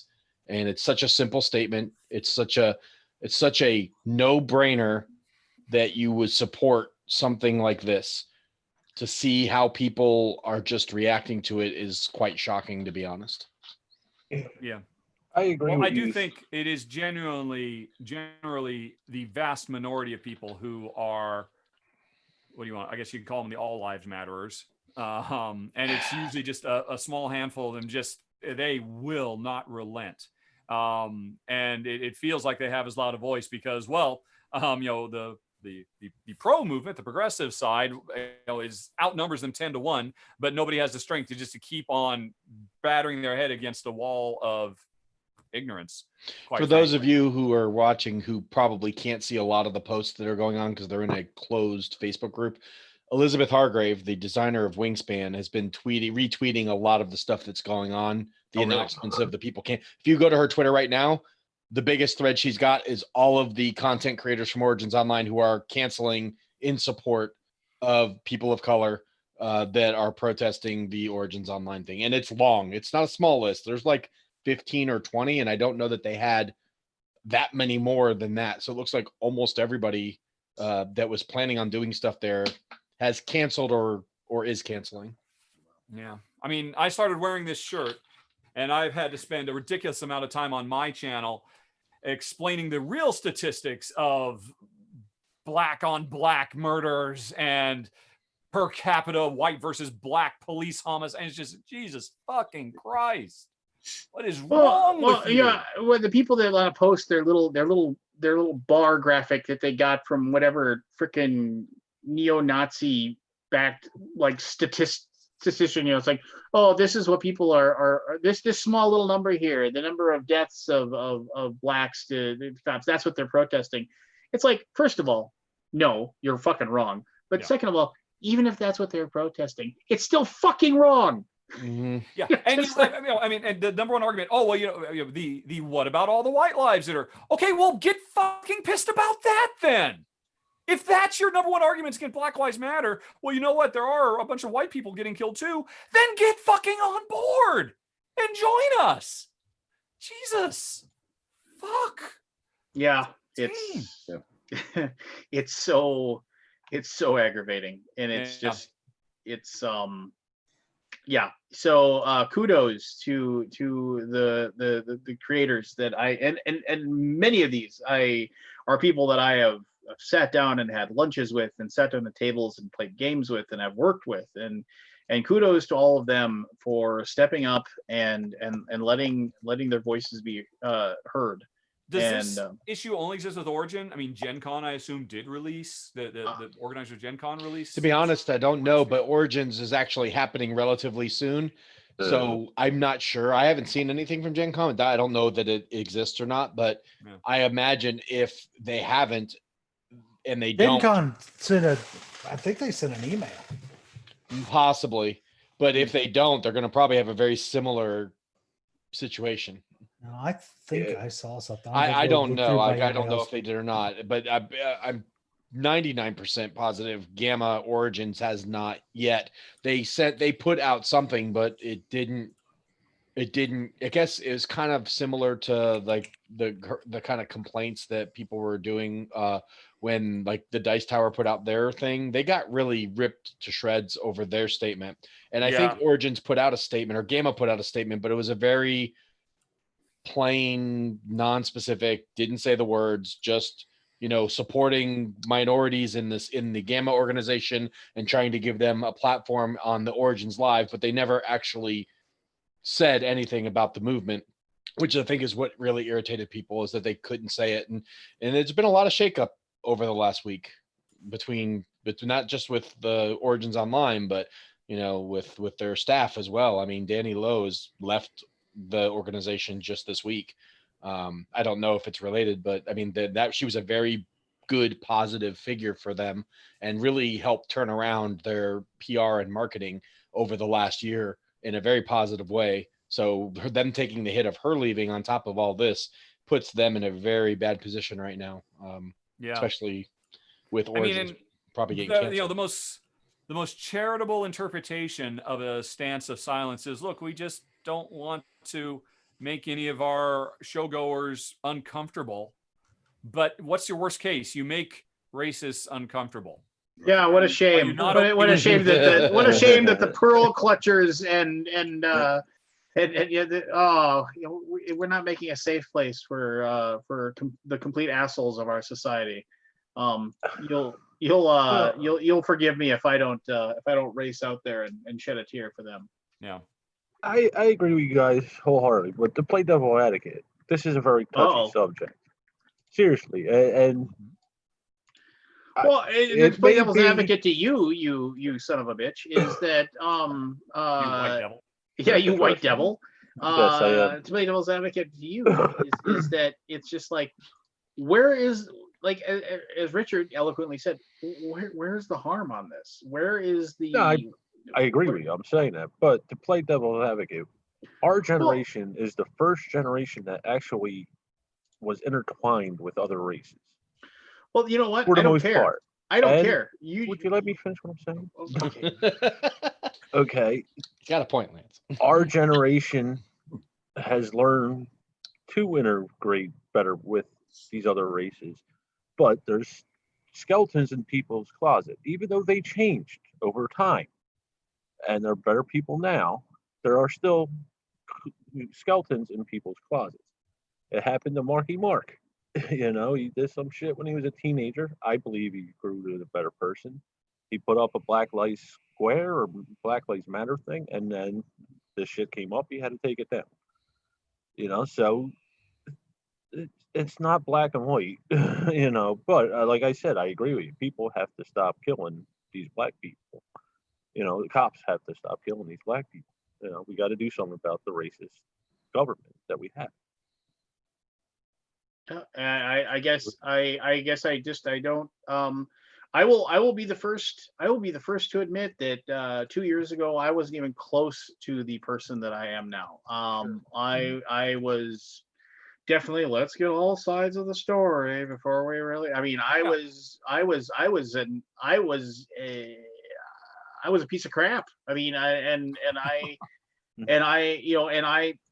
was just definitely one of these people that, like, well, no, you know, I'm good friends with some of these people and they're pretty decent human beings. You know, they just have maybe some rough edges. No, I obliterated them all off of my friend list. I was like, you're gone. There you're are good gone. people on See you both later. sides. Oh man, yeah, I've cleared Yeah. up. Oh, there's good people. No. I think we've all done that, though. I mean, I'm not very different from you. I mean, the people that raised me, my grandparents and my aunts and uncles, grew up in a much different time. And as you're young and impressionable, and sometimes you don't even understand what's going on. But if you Right. look back, you probably realize that there's a lot of people that weren't the nicest people that you thought were really nice. And we've all changed now, and we've evolved, and we've learned more compassion, and we've learned to love, and we've learned to treat people equally. But I mean, I love my grandfather to death, and he was one of the biggest inspirations in my life growing up, especially as a single, living in a single parent household. But I'm pretty sure I remember him saying things that I wasn't very proud of now, that maybe I didn't even know were bad back then because I was very little. So I mean, I think as a whole, most of us, most people have evolved into something that we would consider a decent human being, but generations still oftentimes follow in their parents and Oh, sure. grandparents' footsteps. Yeah. And Yeah, this is Oh, it's a long process. Everybody has the opportunity to change and grow, and I think I'd like to think most people eventually do, and that's why more people wearing this shirt or putting that background. Well done, Pete. Absolutely. The fewer and fewer avenues that someone who is disinclined, or an all lifer has to turn to, makes them have to eventually turn inwards. I mean, the reality is, I mean, we're all racist to some degree. That's a big part of what Eric Lang has been talking about. I mean, there's studies. Babies are fucking born racist. Babies are born racist. And it's in all this. I still remember I think it was high school, the John Grisham movie. I want to say it's To Hunt or To Kill or something like that, with Samuel L. Jackson. Oh, A Time to Kill. A Time to Kill. And everybody remembers the big scene from that is the final one where he says, I want the jury to close their eyes and imagine this terrible things happen to this girl. And the last thing, now imagine she's white. And that's like the big moment that everybody remembers. But that was not the big moment to me. The big moment was the previous scene where Matthew McConaughey goes into the prison the previous night and just says, look, dude, I'm evolved. I'm with you. And Samuel Jackson says, you're not. You don't see me as a man. You see me as a black man. And, that hit me hard because I realized I do too. And it's something I have to work on. And it's something I have to carry and be better with. So I totally understand. And I was being maybe a bit too harsh earlier because, I don't know, anytime there's any kind of really big pushback, to me, that always strikes me as the gasping death rattle of whatever the bad shit is. And that's when it fights the hardest to hold on before we can finally move on to the next thing. And, not in our lifetimes, but in our parents' lifetimes, our society has made such huge strides, and we still got a long ways to go, but it is proof that we can continue to get better. yeah, and I think a lot of the fear that people have is exactly that. They're afraid to speak up, or they're afraid to speak their mind, because I think they're afraid, like I know I was. I've been pretty silent about the whole thing. I haven't posted a lot about it on social media. I think I did one post on Facebook, just kind of saying that, I believe, all people should be equal stuff. But sometimes that first step is a tough one because, I mean, let's face it, we've all had instances on social media where people will take something that what you meant in one direction and then take it into another direction. And this is not a topic you want people to take the wrong way or misconstrued, because the backlash is severe. Yeah. So I've been scared, and I talked with Eric a little bit privately, and I told him I still need to grow because I've been afraid to speak out. My silence, I don't want people thinking that I didn't care or that I was against the movement, but I was afraid to post about it at all. And I still haven't really officially posted anything major about it. Because to be honest, social media scares me to death these days, because I've seen so many good people say something with maybe not the best wording and have it taken completely out of context, and it destroys them. And that scares me. Yeah. And I can understand a lot of people maybe that are silent would take that approach. Organization, not so much, because they have the right people that can say things in the proper way. But individuals, I could understand how silence could be taken the wrong way. And I think if more people would just get over that fear and just try to, be thoughtful about how they say what they mean, that I think a lot more people would be surprised as to how many people really believe in this, and that they're just not being vocal because they're afraid. I know I was, and I'm still guilty of it. Gen Con put out a statement. Okay. In solidarity with protesters around the country and with Black gamers in our community, we condemn the pattern of racist violence and oppression that has taken so many Black lives now and throughout our history. We believe in the power of gaming to bring people together around the same table, but we recognize that even when we come together, we don't all have the same experience, and not everything can be resolved by a roll of the dice. As a community, it is imperative we call out injustice and work for positive change in any way we can. We believe in the power of people raising their voices against racial injustice. We believe that Black Lives Matter. Gen Con. All right, Well, see, that's a good statement. Good statement. But now when you talk about why do sometimes companies not do that? Mm-hmm. Well, the first three responses to their tweet is, are you going to start giving people money and donate to causes? And so then even with doing that, they're seen as not doing enough. Minnesota Twins donated $25 million to Black American Justice or charity. Minnesota Vikings donated $5 million today. $30 million bucks. It was just like, yeah, which is great when organizations can do that. But Gen Con, I mean, they have money, but Gen Con's also taking it on the chin this year. They're not having their convention. They're not generating the money. But coming out and publicly supporting something to the company, if you don't give money, doesn't make you bad people either. No. Is it great if you can? Absolutely. The more we can do, the better. Now NASCAR banned the rebel flag. I saw that today. Yeah. Did they? They banned the rebel flag. I heard there was talks of it. they tore down General Robert Lee's statue, and that had been there for like 80 years or whatever. Tore that sucker down too. I mean, it's just, yeah. I mean, and I saw people. What's going to do now? Yeah, I mean, and I saw people saying things like, "Oh, well, oh, why would they do that? Because he had slaves, and we shouldn't celebrate him." I mean, it's just like pro-slavery. Yeah, he was a slave owner, and we probably should. Hey, it's Ben Harkins of Floodgate Games, my Minnesota buddy. How's your daughter, dude? She's amazing. Yeah, it's the best thing in the world. Yeah, I know. So I married Ben, his lovely wife Emily. Where is Emily? She should pop in. Keith's still here. We She can go above 6, Rado. Remember, we're not. He's asleep. Oh, my window isn't big enough. Big arrows appeared. I see. Never mind. I made my window bigger. I think Robert Geislinger is going to join us here in a little bit as well. So cool. Ben, so how close were you? How close were you to the mess when it happened in Minnesota? I mean, because I'm way west, but I mean you're closer to the ground zero. So we're a little bit away, but we did have stores boarding up and preparing for things to sort of migrate out our way. But I stopped by not last weekend, but the weekend before. Emily and I did to help out at our friend's soccer club. They have a club shop sort of right in the heart of that part of town, and it was a surreal scene for sure. It was. Yeah. So not to fuel the anger and to make people more angry, but here, did any of you happen to read the official police report that was given to the Minneapolis Star Tribune and St. Paul Pioneer Press regarding the George Floyd incident before everybody got a hold of it? No. So here it is. So I've heard some. Man dies after medical incident during police interaction.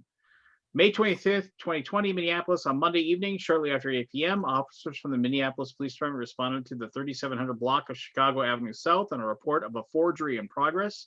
Officers were advised that the suspect was sitting on top of a blue car and appeared to be under the influence. 2 officers arrived and located the suspect, a male believed to be in his 40s, in his car. He was ordered to step from his car. After he got out, he physically resisted officers. Officers were able to get the suspect into handcuffs and noted he appeared to be suffering medical distress. Officers called for an ambulance. He was transported to Hennepin County Medical Center by ambulance, where he died a short time later. At no time were weapons of any type used by anyone involved in the incident. The Minnesota Bureau of Criminal Apprehension has been called in to investigate this incident at the request of the Minneapolis Police Department. No officers were injured in the incident. Body-worn cameras were on and activated during the incident. Where's that body camera footage? I haven't seen that yet. I'd be They have interested not to see shown that yet. All of it's been the third party footage from. I don't think they will. It's going to be in court and all that. Yeah, probably not. Just, it was like I had a discussion, with a buddy of mine, and like when like the riots and stuff were happening, and he said, I get it, I get why they're mad, and I was like, don't finish, don't finish your sentence. I was just like, but they're a little uppity. Don't. It's the new. It's the don't new. I'm finish not it. racist, but Yeah, it's like, don't finish this sentence. He's like, well, Yeah, can't you could have just stopped right there. Period. Yeah, You're doing yeah. great. Good job, pal. And it's just like, and then he said, I just feel like, he's just like, why can't they just save this outrage for when like the officers get acquitted, and then they can be mad? And I was like, oh, and I just finally said, oh, would that help your whiteness? Would that make you more comfortable? And I was just like, oh yeah, this is the same person that I argued with over like, he's like, why does my D&D character sheet say preferred pronoun on it? Because it's on there. That's why. Just deal with it. You can scratch it out. Take the marker. Get rid of it. It doesn't have to. He's like, I just don't think it should have to be on there. I was like, oh, you're a 50-year-old white man. I just, how is it you're 2 years older than me? But like, anyway. Yeah. So J.K. Rowling's under the gun now. Oh, Is well, she? it's because she didn't have, because here's the thing about J.K. Rowling and the, Yeah, what did she do? I'm not aware. well, of what there's no representation, specific representation in her books that says specifically like there were people of color and things like that. Okay. And like, and she even did say, like, I remember if you dig it up, you can find it. It's been a while, but like somebody asked her, well, why aren't there any Jewish wizards? And then she said something totally ridiculous where she said, oh, but there was, generic Jewish sounding name wizard, and he was in Hufflepuff and he was very powerful. It's like, well, I see you've never mentioned this person before ever in like the entirety of Harry Potter, but whatever. And the thing is that in my opinion, like somebody like that could just come out and say, you know what, at the time that I wrote those books, I wasn't as socially aware. If I could go back and change things, I would. There'd be so many different ways, but I, just probably didn't handle. the last Harry Potter book was 13 years ago. The world is not the same place as it was 13 years ago. And to expect what we're doing now to have been applied to literature, even though it feels recent, it's not. I don't think that's fair to an author to go back and say, why didn't you do this way back when the awareness, the support, she's under fire for not recognizing transgenders right now, or something to that effect, and some other things. But at the time she wrote the book, the book is almost colorblind. It never mentions race from that standpoint, but it's going back and looking at it through a microscope. Nothing is ever going to hold back to revisionist examination. It's just not fair to that. Now, going forward, if she was write a new book and you wanted to criticize her, I would understand that. So as we're sitting here talking, I look at my Facebook feed, and somebody who was my friend just made a post that said the blacks killed by police percentage, blacks killed so on and so forth, blacks killed by blacks. Hey, I see it's also your birthday. Well, happy fucking birthday. I'm unfriending you. Is this somebody I know? Because I'd like to. Who are all these people, Lance? Like Every time I see you posted in the private chat, so I can see, so I can unfriend them. I will see if you were friends with him, but I don't think you are. It's you were talking about the. Oh, I see.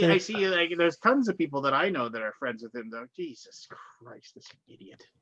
Did you guys hear about Breonna Taylor in Louisville? Yes, actually, the thing about that is that I walked by. I was downtown in downtown Fargo. I was dropping something off at the post office, and I saw the thing that somebody had taken the time to post, and I was with my son, and somebody had posted all these things. This black person killed by the cops. This black person killed by the cops. This and so on and so forth. And like he actually asked me a question about one of them, and we looked at it, and we read it, and one of them was Breonna Taylor, and so I immediately Googled it, and and that's like something that happens way too often, where like the cops went to Well, Keith, it was your story. I'll let you tell it. So this happened in Louisville 3 months ago, and Yeah, I've not heard of this. it did not get as much press at the time. And Breonna Taylor and her fiance were at home. Police were serving a no-knock raid, looking for someone else who was in jail, who was actually incarcerated, who was already in custody, but they didn't realize that. They served the warrant, so they're in their home. A no-knock warrant. Yes, it's a no-knock warrant, and this becomes the issue. And I just became aware of more of these details in the past couple of days, which for somebody like me and my other hobby kind of gets into that, because these people were honestly flat. No-knock raids are bad, and this is why. This whole story is they heard somebody outside their door, and they called out, "Who's there? Who's out there?" No answer. So the fiance does what most people do when they feel threatened, and he has a license to have a handgun. He grabs his handgun. The police burst in. Officers come in, arms drawn, weapons out, in plain clothes. There's no identification when they burst in that they're police officers. They think they're being murdered. He fires. The police return fire with 20 shots, putting 8 shots in the unarmed woman. Who was sleeping. Killing her, who was sleeping on the couch there. Well, she may have been awake at the time that they came in, but yes, 8 shots into an unarmed person, serving a no-knock warrant with no identification as to who you are. I mean, even if you're a criminal, that's not right the way you go in like that. Because you have a right to defend yourself against a threat in your own home. So unless there's no way you should have a policy where you don't identify who you are before you go in. No-knock warrants need to go away. Yeah, they do. And I know it's kind of off topic, but by the same time, when you look at that, you look at these policies put into place by certain people, and I don't want to lump all police in the same category as the officers that have committed these atrocities. Just like I don't want to lump all of one race of people for something that somebody did there. I mean, there's good and bad. And our local police department is out there supporting the protesters, bringing them water, participating right alongside, doing things for the community, showing that they have that support, that they don't believe in the kind of things that are happening. But there's just so many problems with policing. And when you have a job that's inherently dangerous like that, it gets even worse. And then you go into bad places. I don't know what the answers are, but we've got to have more. We've got to get rid of no-knock warrants. We've got to get rid of using violence as a mean to restrain people for non-violent crimes.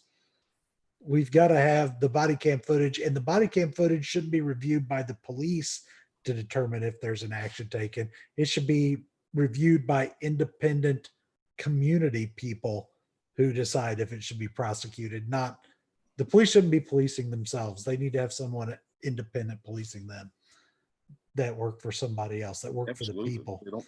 Did we And, we've got to get away from some of that. Anytime, if there's ever a complaint against an officer, this independent community should be reviewed. Anytime a prisoner or suspect, what suspect we'll call it, not a prisoner, needs medical treatment due to the process of being apprehended, that needs to be reviewed every single time by an independent body to evaluate that thing. And sometimes there are accidents that are going to happen in this situation, but the situation that we saw happen, that happened to Breonna Taylor, that happened in Minneapolis, that's happened all over the place, there's no reason these things should still be happening. And it happens disproportionately to minority people, and we've got to fix that, but we've got to fix it from happening to anybody. And the dumbest thing is the argument that I hear about that is like, oh, well, it's just like, it's just proportional, to it's like, it just seems like that or whatever. It's like, no. If you actually take the percentage of like the percentage of white people, the percentage of minorities and things like that, and then the number of altercations that escalate into violent confrontations with police officers, it is way down the scale for if you happen to be, you know, born Caucasian in comparison. I just whatever. But yeah, I mean, If you're born Caucasian, you have to do something really stupid to get yourself into that situation most of the time. If you're born a minority, you have to do something really smart not to get into that situation. It feels like, you know, it's by default, you're going to get freaking thrown on the ground and have your teeth knocked out and somebody sitting on you if you're not white. And if you are white, you have to have done something to deserve it. That's how. Well, and here's the deal. I know nothing about that cop. I know nothing about that cop at all.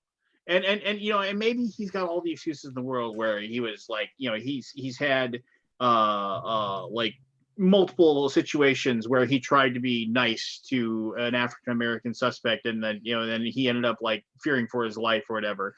I mean, I guess I would like to think that he wasn't just like a dirtbag human being, and maybe he got to that point. But the thing is that he was a dirtbag human being, and he felt like what he did was normal and fine, and you know, like, if you would think that, like, after he was like, you know, maybe I killed that man today. Maybe I should like turn myself in, or maybe I should say, wow, I really fucked up, guys. We need to look at this. But no, it's only after like the video comes out and we realize that he, like, what he did was a dirtbag human thing to do. You know, that now it's just, you know, I tried for as long as I could to have sympathy for the situation and say, okay, I'm trying to put myself in that person's shoes. But it's like, he's handcuffed and on the ground. What in God's name are you doing? I just want to hear what the explanation is. And I realize that he can't say anything, you know, and he's lawyered up and what have you. I forgot who his lawyer is too. I thought I was not stunned to find out who his lawyer was. Yeah. I'll have to look it up again. It's, you know, I mean, obviously there's bad eggs, but there's also the more systemic issue. I mean, Keith started to talk about, you know, the militarization of the cops. You know, I mean, the Pentagon is against all of this military hardware turning into the hands of local police. But even that aside, I assume you guys have seen this series, these training seminars that are used around the country. Yeah. And even when they're the governors say stop it, the police unions still say nope, we need our warrior training. That police are trained with a warrior mentality, and that's a big enough problem. But you know, everything's systemic. I believe that comes from the fact that our country has an unhealthy obsession with guns. And cops feel, well, yeah, we fucking have to be warriors because every single person we talk to might have a gun. And so we have to, you know, choke hold first and ask questions later. And, you know, I mean, obviously not everybody wants to deal with that, but that's a fundamental problem as well. And we know I'm on a different page on this topic because I am a fire person. But by the same token, what you talk about is every law that restricts ownership for civilians to have a gun or a type of gun or a type of magazine, there's always an exemption for military and law enforcement. And so I shouldn't have an AR-15, but the police should? Bullshit. Origins Online was just canceled. They canceled the whole thing. Oh wow! Like we were talking a bit about that earlier about how they were under. Yeah, it's a statement. I could read it. Please do. It's from John. John You Stacey. pulled out as well, correct? Yeah, they pulled out an hour ago. Technically, we were never in, but like I pulled out. But I made the offer. I made the offer to them. I had not been accepted, and I pulled it out. We never got listed either. To our community, the Game Manufacturers Association believes that Black Lives Matter. We unequivocally condemn racism and violence against people of color.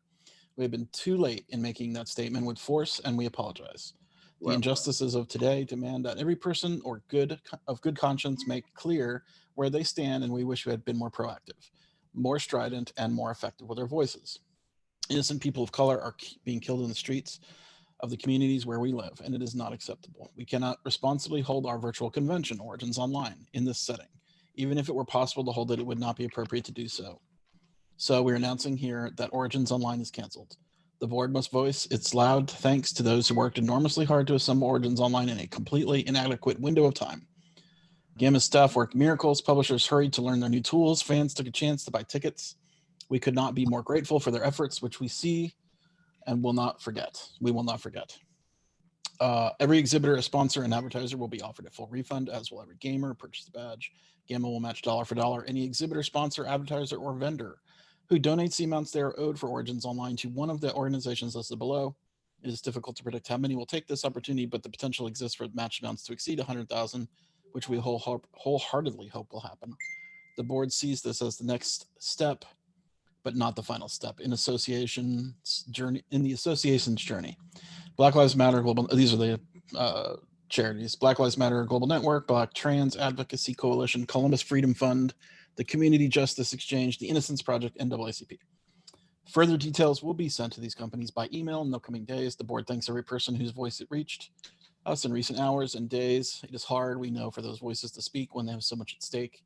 We are grateful for your persistence, eloquence, and will. Gamma's vision statement is a game on every table, a table for every gamer. We commit to working toward that day. In service, Gamma's board of directors and retail division board. So that's a pretty good statement, but do you guys think that it's too little too late? Like, do you think that if they weren't pushed today or over the last 48 hours from all the cancellations, would this have happened? Would that statement have ever come? I'm going to say this. They opened by saying this is too little too late. Yeah. Yep. And I'm going to say this is that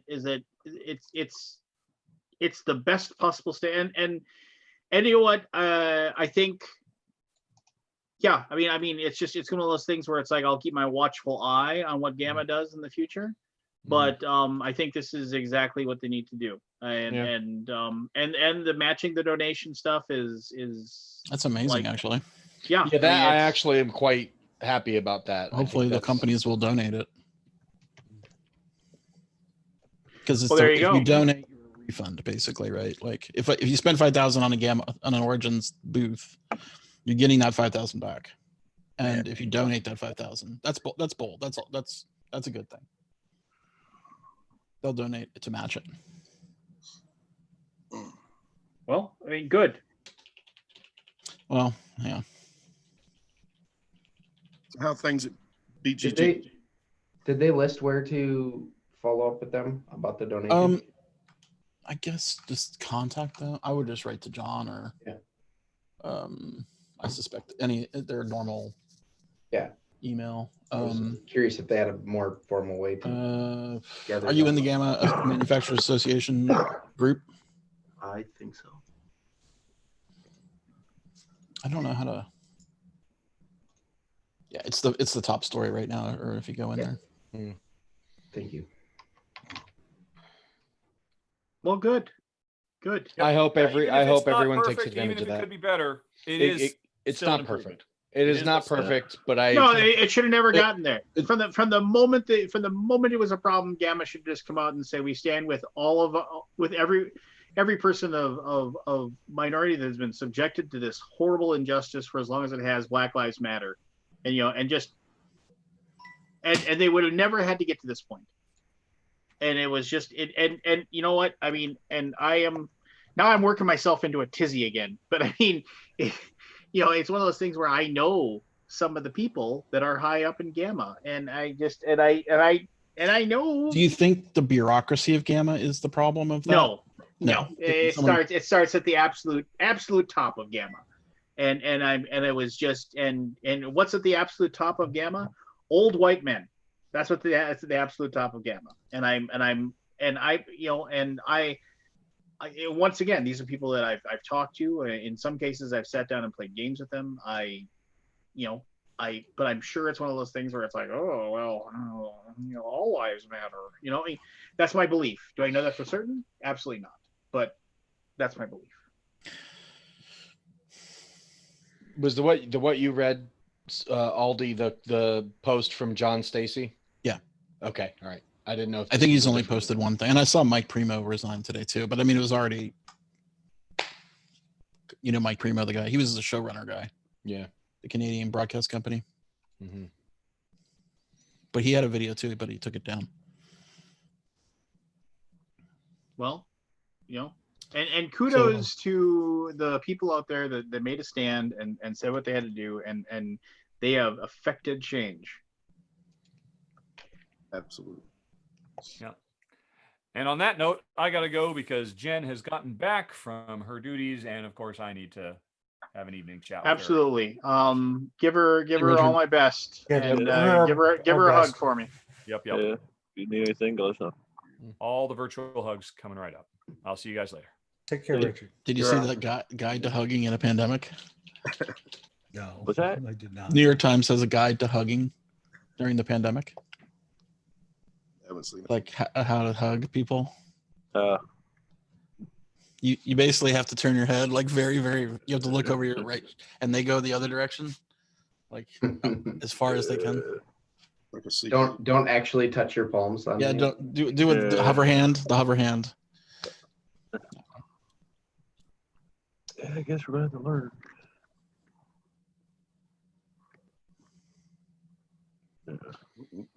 That does worry me with the protest. Not that the protests are happening, You look but bedraggled there, Ben. This is the most bearded and like fuzzy haired I've seen you in a They long, probably long can't get a time. haircut. My wife Emily cut my hair, but that was a while ago. But Floby? yeah, it's my quarantine beard. Hey, Lance, did you order the 4K HD version of Jaws that just recently was released? No, I have not. I don't have a 4K. You don't have a thing, 4K TV yet? Okay. Yeah. I love that movie. But I will I thought definitely you were do going to so. say Last Jedi, and I was going to be gone. Oh, actually, I'll show it to you in a second here. But anyway, go. Just keep talking. I feel like we're talking about stuff now. Yeah, No, I mean it's fine. It's like it's. I mean that's good. I mean that's a step, No, right? it I mean, is. Yeah. I, I mean, here, I'm none. I know exactly how you feel, Aldi. I can already see your body language. It's the same as mine. I've been afraid to talk about this for weeks now. I'm not afraid to talk. I'm afraid to not talk about it. Well, that's the thing. You know what I mean? It's both, Yeah, like, right? I got like trite bullshit I could talk about that happened to me today. That's what I was telling this right before you got on. It's the same thing, right? Like anything I say coming from a middle-aged white guy isn't going to have much power. Admitting that we need to grow and that even I need to grow is about the best I can do, but not saying anything is not the right look, even if it's something simple. If people haven't watched, and I think everybody here who's watching us now has watched this, Tom and Eric Lang did a talk on Sunday night, which I opened me too. Mm-hmm. Like I always thought, I don't want to put my foot in my mouth and say the wrong thing, and I'll just not say anything, right? Like I can't contribute. That's wrong.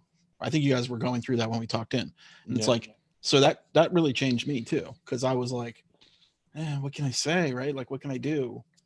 And well, you got to say something. Mm-hmm. And this, this is proof of silent, right? Proof of what remaining silent will do to you. And to be fair,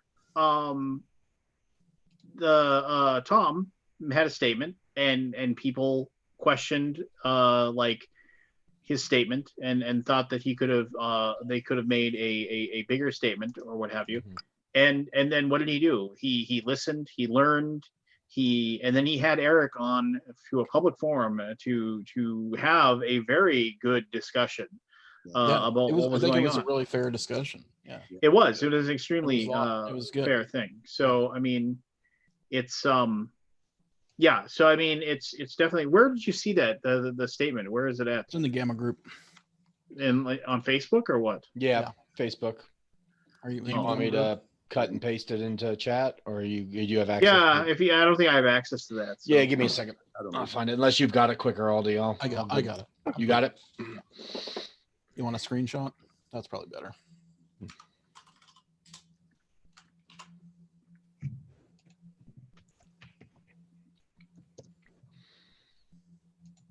And sorry for the chat and people watching. I don't want to post it publicly because it is a closed group, so I don't. But this should be posted publicly on. I imagine it will be, but until it is, I'm not going to be the one to post it publicly. That's their responsibility. Can I post a file into this thing? I can't. I don't know. I've never tried that. I would just cut and paste the text. Just a Facebook post. Oh wait, I can put a file. Hold on. Well, I'm not a member, and I can actually see it right now. Oh, he made it public. Oh, he did make it public. Good. Okay. Well, then, if you want to cut and paste it, Lance, or share your screen so everyone else can see it, if it's public. Let me look at it real quick before. Yeah, I'm not in the group, It's not public. It's not public. But there it is. Maybe they posted it. It's a private group, and Does Origins have a Facebook group? Maybe it's in there. It could be There's that. the Let me check and see. Let's see if Origins has an Origins Online has a. I put the file in the chat. See if you can download that.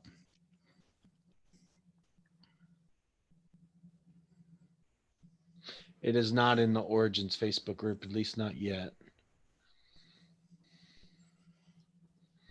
I imagine it will get shared here shortly.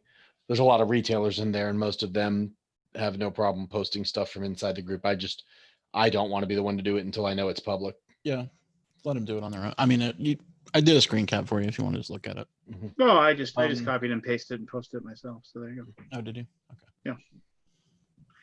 So, to heck with it. I was very what's the right word to say? I was very moved by Eric and Tom's conversation, to the point that it actually made me self-reflect on a few things. And I even told that to Eric after his chat was over. I messaged him and told him that conversation did more for me in the short amount of time watching it. Just listening to just the raw emotion and just it's things like that needs to happen. Like, not everyone's going to change, and not everyone can take their entire life's learning and flip it on a dime, but little things to help push the needle in the right direction will eventually become big things down the road. And I think that's where we need to get to. And the problem is there's a lot of people resistant to wanting to learn. Yeah, I mean, this is a step forward to a new world, in my opinion. It has to. Yeah.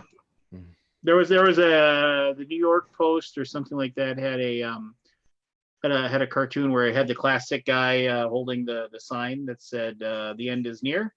Yeah. And then there was a End is nigh. the end is nigh or whatever, and then a black woman was carrying a sign coming around the corner saying, it's just beginning. So it's just it's well, there you go. You want to know something powerful that I've seen recently that really got me was, have you guys seen the picture of the girl that's just staring deadlocked eyes into the police officer or the guy who's like completely berating her? I don't know where this was. I remember seeing this image, and it's of this woman who's protesting, and there's a guy who apparently is anti-protesting right in her face, and she's literally cold stone just staring him straight in the eyes, not afraid, not backing down. It was a riveting photo.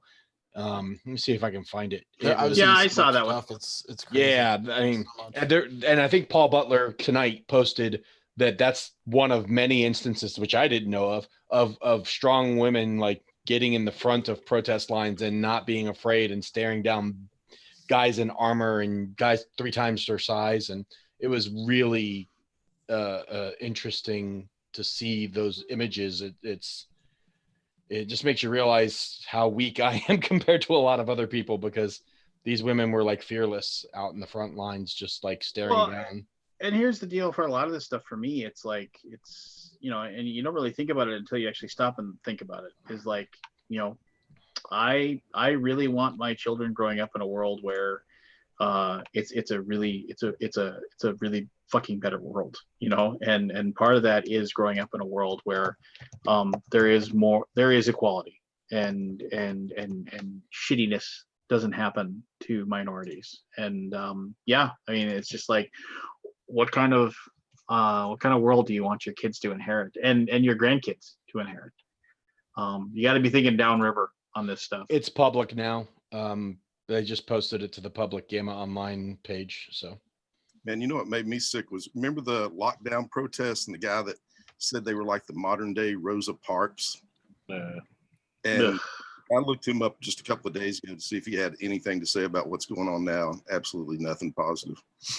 It's like, man, you compare the lockdown protest to Rosa Parks yet. you know, you don't see the value in what's going on. So just the so you know, protest to Oakland. I Yeah. checked everybody's friend list, and none of you had that dirtbag on your friend list. So Is it someone we know? no, he's I met him when I did a trade show because he's like a person who owns a game store. No, okay. It took me a while to figure out where I knew him from. As far as I remember, we sat down and played a game together. Real nice. Yeah, guy. there's been I've had a lot of Facebook cleansing to remove hate. It's been liberating. I feel like I need to do more. It's interesting that Facebook, yeah, like if this, I'm trying to think like what would happen if Facebook didn't exist right now. Would Right. this be getting the traction? Like, is social media well, pushing the Oh traction? yeah, well, social media for sure is pushing it, right? Because Twitter and seeing Instagram, all and the video, like all the live video that's coming in right now, definitely propels it forward, right? Like you can see what's happening. Mhm. I think it would. There's guys on the street with cameras. Man, Yeah. flashing the tires in Minnesota. You know, that's just. I saw that and was just like, Oh yeah, I think that one was pretty ridiculous. I think this Like still would have overreaction. happened. You know, well, it's tough to say because people wouldn't have seen them actually die, and that's what triggered it. You know. We're right. Yeah, the video of the guy getting killed, like on Yeah. film. So I don't know. I think it would have if it weren't like that instance. To say somebody else was killed by a cop and it wasn't filmed, but there were witnesses or whatever. Back in the day, I think it would have. You know. I don't think it would ever have the impact without the video. no. And it's still tough. Rodney King, man, that was, you know, Yeah. they still got off. That dude, you know, the most recent one, what's his name? Chauvin. He's out on bail. I saw today. I think it was 1.25 million. Where did he come up with that money? Yeah, Someone bailed him out. You know, somebody's bankrolling that. Yeah, I don't think you want to know where that money came from. Yeah. Probably not.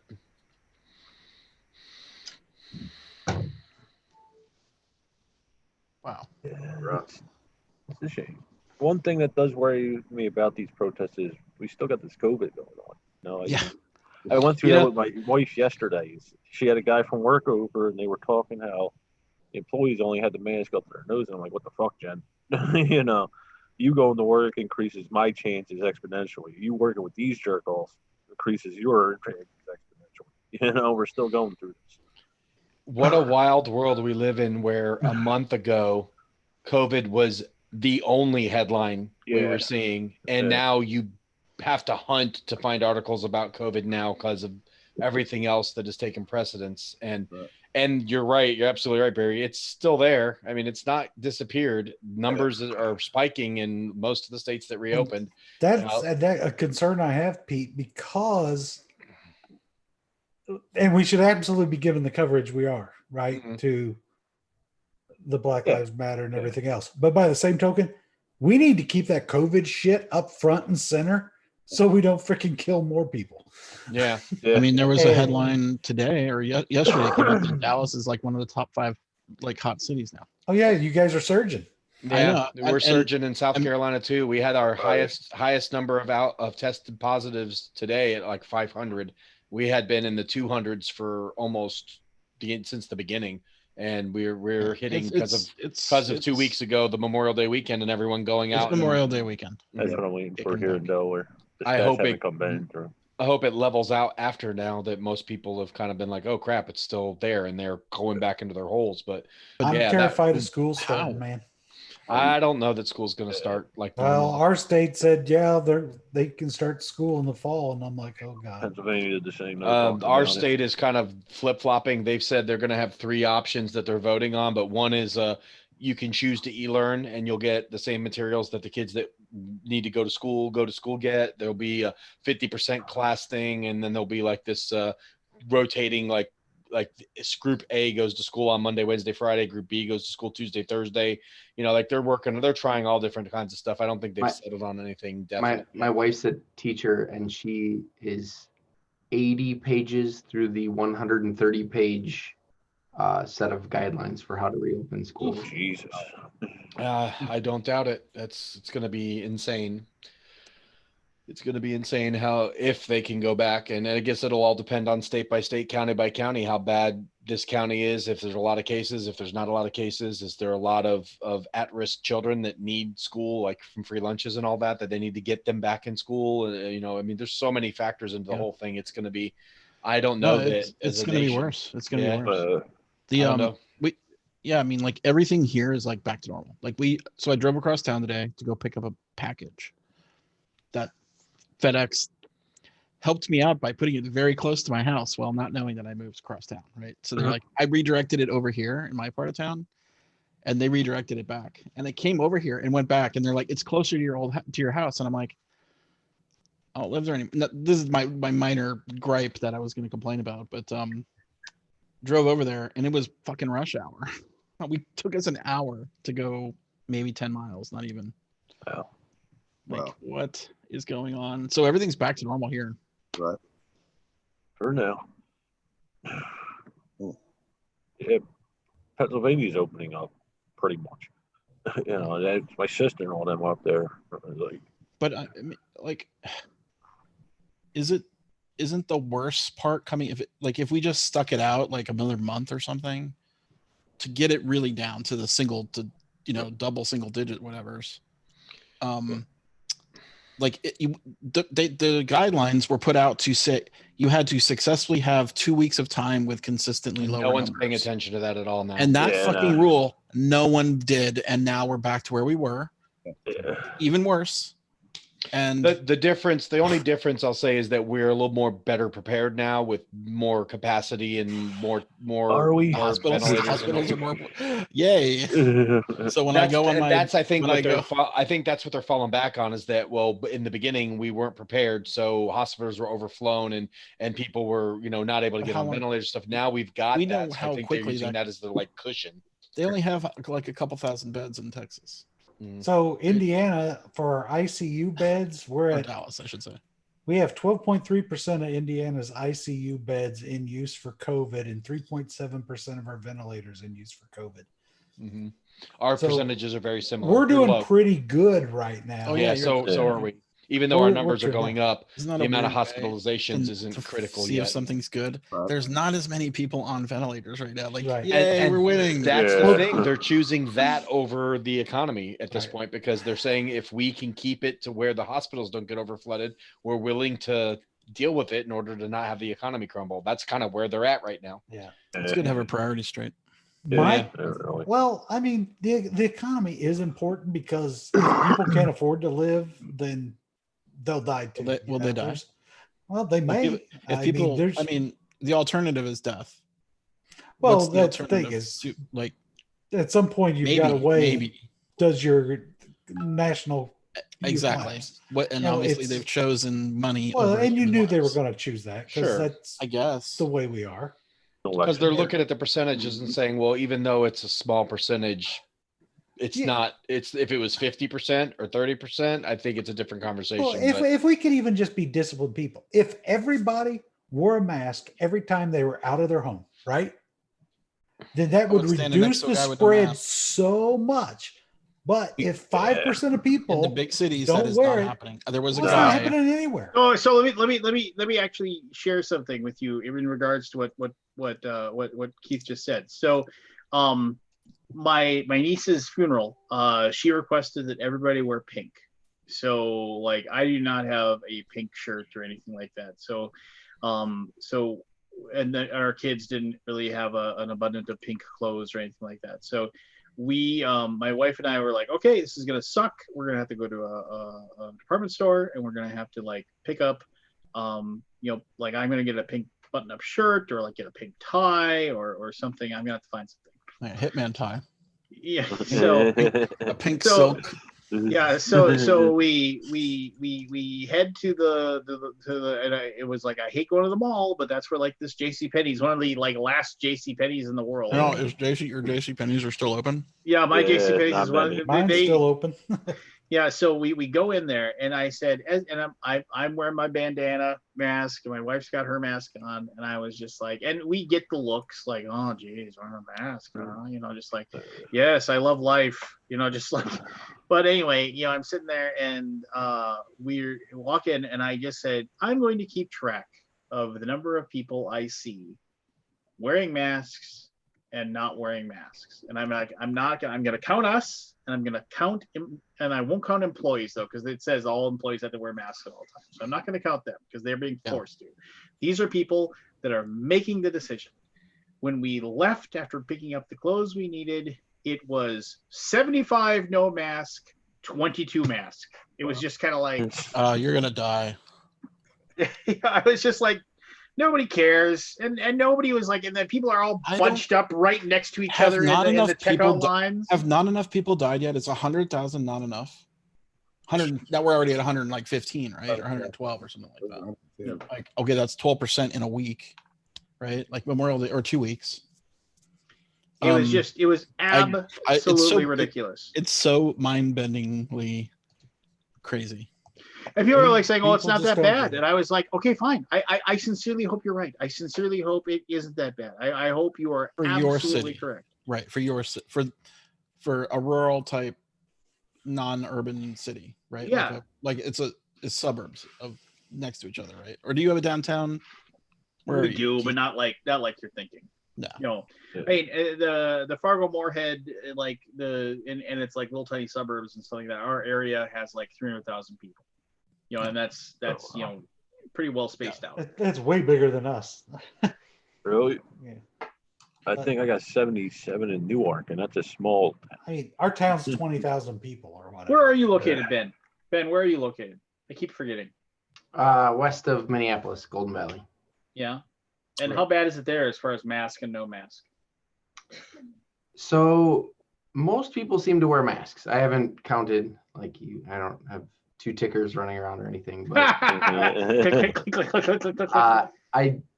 my guess is 70-80% masked in our neighborhood. When people are in stores and such. It's like 50-50 here in South Carolina. Grocery store and stuff. It's about 50-50 wearing masks. All of the employees are wearing masks, but the customers, it's about 50-50. So I went to Home Depot today, and it was the opposite. Every employee, no mask. no mask. Oh, wow. Really? A Home most Depot? most of the customers masked. Wow, that's weird. Yeah, The that was, Publix, The like I haven't been to manager's Home like, Depot I don't and care what stuff. the fucking managers tell me. I've only been to grocery Goddamn stores, mask. but the grocery stores I've been to, they've all were required to wear masks. I think Publix has to wear masks. Well, okay, so now here's the deal. So Dallas is 7.5 million people, by the way. So my Dallas mother, area. my elderly mother, who has sworn to me that whenever she goes out, she wears a mask or whatever.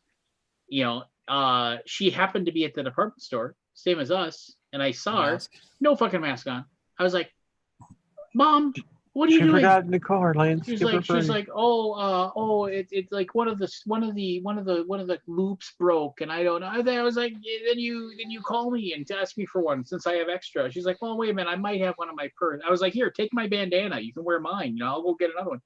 She's like, no, hold on. I think I have my purse. So magically, it's in her purse, right? She puts it on. I was just like, I don't know. Sticking your bandana over my mouth, I might Yeah. go with COVID instead. She may not get COVID, but she certainly get fleas. I mean, Chattanooga. I was very upset with my mother. I tell you what, my county's been extremely fortunate. We have 407 confirmed cases and 2 deaths. We are way beating the odds right now. How far away do you live from like big city? Like you're like 30 minutes outside of Indy, right? No, I'm an hour from Indy. An hour from Indy. So what I did though, so Indiana keeps track of a lot of demographics. And in my county, when I click on it, when it comes down to ethnicity, it's 50% Hispanic Latinos with cases, 25% non-Hispanic Latino, and 25% unknown. So you've got this very small, not very small. I mean, we have a lot of Hispanic Latinos now, but we have much more non-Hispanic Latinos. But between 50 and 75% of our cases are in the Hispanic and Latino community here. So they are getting hit much harder. They live many more people to a dwelling, things like that. And you usually don't see them wearing masks when they're out and about. But they're also usually younger. They are people that are active, working physical jobs. And so they're probably in better health. which is probably why we're doing well when it comes to mortality rate. That's who knows? kind of the way I'm analyzing our data. All right, so we've been I don't mean to interrupt you, Keith, but we've been talking negative for like quite a long time today. I opened it up with horrible news kind of thing. So let's instead all think of something fun and happy to say. And we're gonna make Barry Dose do it first since he just showed up. Tell us something happy, Barry. Other than your velour Delicious bathrobe. bathrobe. I'm happy to see Barry in his bathrobe. Oh, that I'll bathrobe go just looks first. so Makes my day. comfortable. I'll go It first. does. It Ooh, definitely hey. has like a. Oh, now you made him all self-conscious. He's taking it off. Aw. This is getting better by the second. Oh, I'm stripping. no! Whoa! Oh my you go. god. Whoa! We're gonna have to flag this channel. Are we gonna strip in unison? You're I've on seen your own too there, much Barry. flesh on this Topless show over channel. the years. Look at you! Wow. I've seen way too much flesh over the years on this show. Lance's ass crack, Barry shirtless. Oh. It's his ass. I just wanted to show you there was something wrong. There's a crack in it, you know. So. There you go. I made you smile. Good morning, everyone. Good morning. Barry. Is it chilly in your See you, office, man. Good to Barry? see you. It is indeed. Yeah. Did you guys watch Bill and Ted Trailer, yes, I did. thing? I have not. Is it good? I haven't seen it yet. Can we watch it on the show? Are we allowed to re-stream it? I don't think we could with copyright issues there. I mean, Yeah, I think. it's not like Post these. the link. There's no money here. Yeah, that's true. I mean, There's who no cares? there's no money to Monetize it. monetize. Actually, I they'd mean, probably give no, him did we- money I if thought they you didn't wanna demonetize this monetize. video. Yeah, but it'll still give Lance a hit with the copyright infringement, though, right? Yeah. It could. No, they'll just do a claim on it, and then he can Mm. either take the video down or he can. No, just say, yeah, okay. is it good? Is it good? I haven't seen it. I haven't seen it. Yeah, it's okay. It doesn't like jump at you and go, "Wow, this film looks really cool." It looks All right, everybody, pull it up. Everybody, pull it Oh up. yeah, I'll on hit your- play at the same time. and we're all gonna play at the same time, but we're not gonna show it. That's awesome. It What am I playing? What a world! We can't even Bill show and an Ted, ad. Bill and Ted #3, Bill and Ted Face the Music, official trailer #1, and it's in Orion Pictures. Which remember Orion Pictures? They've been Yeah. around forever. Yeah. I'm ready. I'm ready too. So we'll go 3, 2, 1, click. Yep. If you got it ready. So we'll watch this. We'll watch this live together. Okay. And those of you at home, you can do the same thing and enjoy it with us if you haven't. So 3, 2, 1, click. too late. Oh. Ah, wrong way round. I'm already excited. Someone turn the volume down. You're gonna...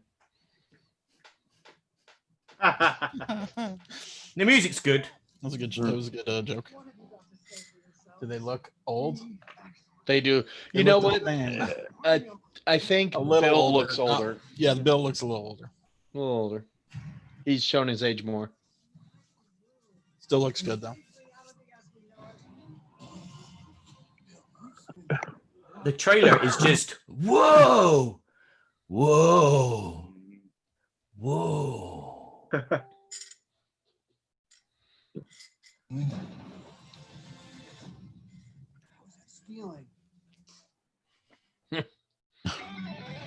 Ah, I'll probably rent this one. It's going. Right. Is it going to Is be? it going straight? Is it going It's going straight? straight digital. I Maybe. probably will too. Why would it be? Why wouldn't it? Well, I didn't know because they're saying some movies may actually hit the theaters later in the year, but I'm not Oh. buying that. I really hope Black Widow gets sent to streaming because I'm that's the one movie I've been mad that hasn't. Won't happen. They want their billion. Yeah, but if they don't get movie box office this year, they're going to sit on it for a whole nother year, hoping that the movie theaters open up again. I think they'll sit on that one. Oh God, I hope not. Missed All I the- know the is last joke. death better not kill Ted's dog, or there's going to be some real bad shit happen. yeah. Yeah. Leave it alone, Dutch. Is that them in the jail? Yeah. Yeah, them all ripped and what have you. Looks like Yeah. alternate reality Mhm. or universe, whatever. It says excellent on his tattoo. Heinous. Excellent and heinous.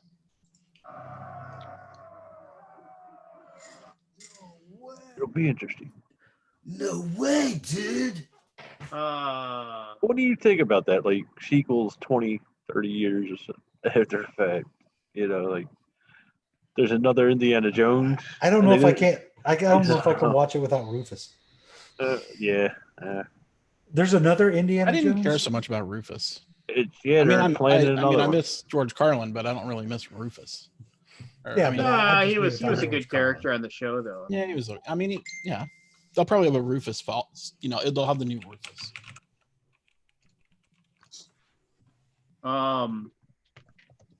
Yeah, I mean it's weird. Remember we used to get excited about movies?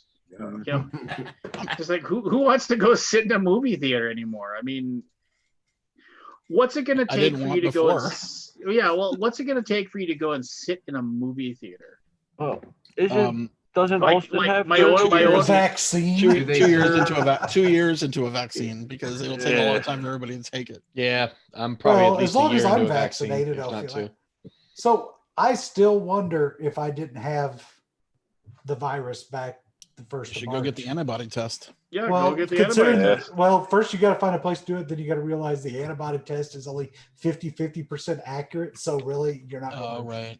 So I had a buddy who is a manager. I'd He's a purchasing manager at a business, and he's taken the test twice because employees that work for him have they've tested positive, and then these people he works right next to, and of course it's like a factory, so nobody's wearing the right stuff, and it's just, and I was like, and he was like, yeah, so the first time I needed the test. And I was like, well, I need to go get tested, because he's got a giant family and he wants to make sure that, his family's safe and everything like that. And he called him up and he was just like, yeah, so I'd like to get a COVID test. And they were like, oh, okay. It's like, yeah, we can do that. And then he said, okay, well, yeah, so do I just come in? And they're like, well, okay, what symptoms are you having? He's like, well, no, I'm not having any symptoms. I just, one of my coworkers got tested positive and I want to make sure I'm okay. Oh, well, we're not testing people that aren't having symptoms. You have to have symptoms. And he was like, oh, okay. And so then he's like, so I waited 10 minutes. I called back. I have a headache. And he was like, yeah, I have a headache and I've got a dry cough and a fever. And they were like, Mild and then he's fever. like, and then the next time I called, I had it down. He was like, yeah, I have a dry cough, a fever. And I was like, yeah, I had 103.5 degree fever and a cough that lasted for 2 months. No. But I had it. My brother It was in America. They figured it was in by December last year. So here's the other little story: is the shop I was working part-time in. I haven't been doing it since. Where are you? Mid-March. He's in the crotch of the Viking. He's in the crotch of the. They've been open. There you are. They've been open since this thing started. Never closed. They've never worn masks. The customers usually don't wear masks. None of them have gotten sick yet, right? And they're lucky. And they are handing things back and forth directly No to gloves. the people. Here's the thing. The people that work there, they were all sick right before I was sick too. Which makes me wonder if all of us didn't have COVID back in February. And got some kind of immunity. And we have antibodies, and that's why none of us have gotten sick. And that's why they haven't gotten sick, because that was before we really knew it was just then hitting, the Northwest at that time. So I am very curious as if I did not have it already. Yeah, my wife wonders the same thing, because when I came back from Toy Fair, she had gotten sick, and then my son got sick, and then I was only sick for like 2 days, and that was in mid-February, and then I went to Gamma and came back, and all of us have been fairly healthy other than like some allergy issues, but no fevers or nothing. But my wife was super sick, and that makes me wonder if either I brought something back to her or she had gotten it and then just built antibodies, and either I resisted it or I had it and didn't know it, but just was lucky enough to not get severe symptoms. You could have had She had all the right triggers, but it was before it really kind of blew up. So we just kind of took it as her being sick. Well, in my 103.5 degree fever, I run 97.5 for my body temperature.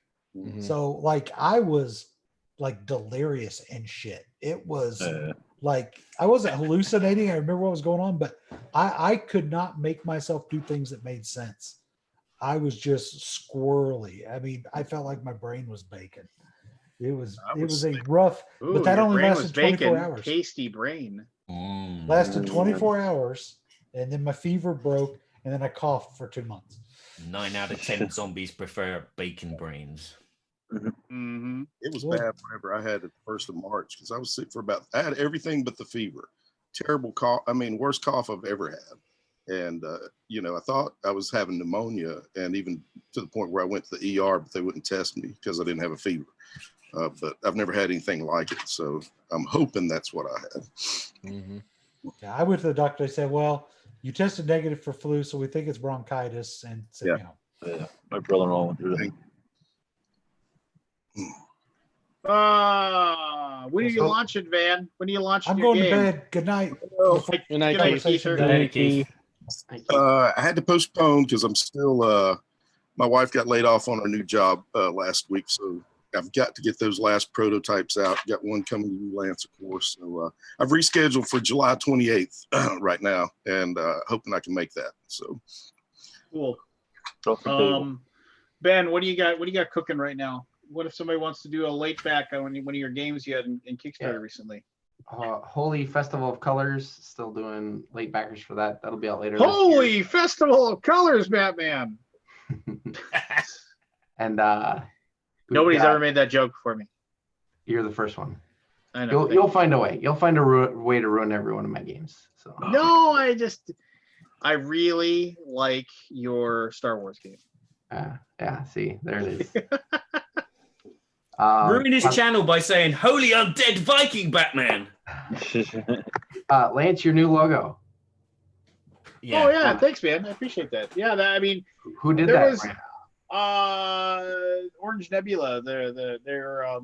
They're like marketing firm that they did a lot of the stuff for Scott with the redesign on BGG, and I've become good friends with Mark and Tom over there, and so there actually was a much bigger plan to implement a bunch of changes to my channel, and then God stepped in and decided that the whole world was going to go to shit. So it's just been postponed. But that was like the first thing, the first one of the changes. And then, what do you mean the world went to shit? It already was shit. It's just okay, that we sugar coated it so we couldn't see the shit underneath. It went more to crap than previously.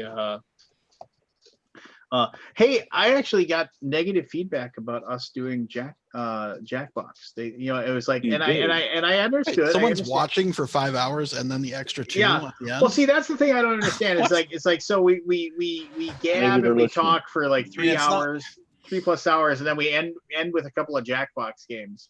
And they're like, oh, I used to like this a lot more before Jackbox. And I was just like, well, and I don't want to. Lance. You've made it.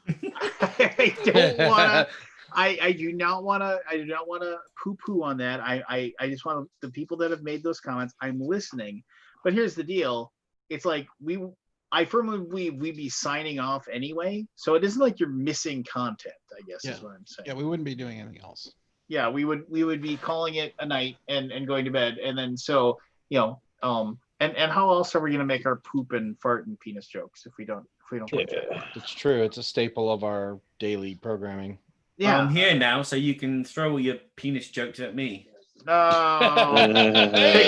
off your shirt. Yeah. Oh my God, you look like a penis. You guys didn't finish your positive things. We started it. I got all us right back into the COVID. Mine was Barry taking his shirt off, just for the record, so I'm done. But you guys can go ahead. There you go. Je t'aime, Pete. Je t'aime. As far as a positive thing, are you going now, Lance? Yeah, I'll go. Okay. You're cute. Yeah, that's I thought. There he went.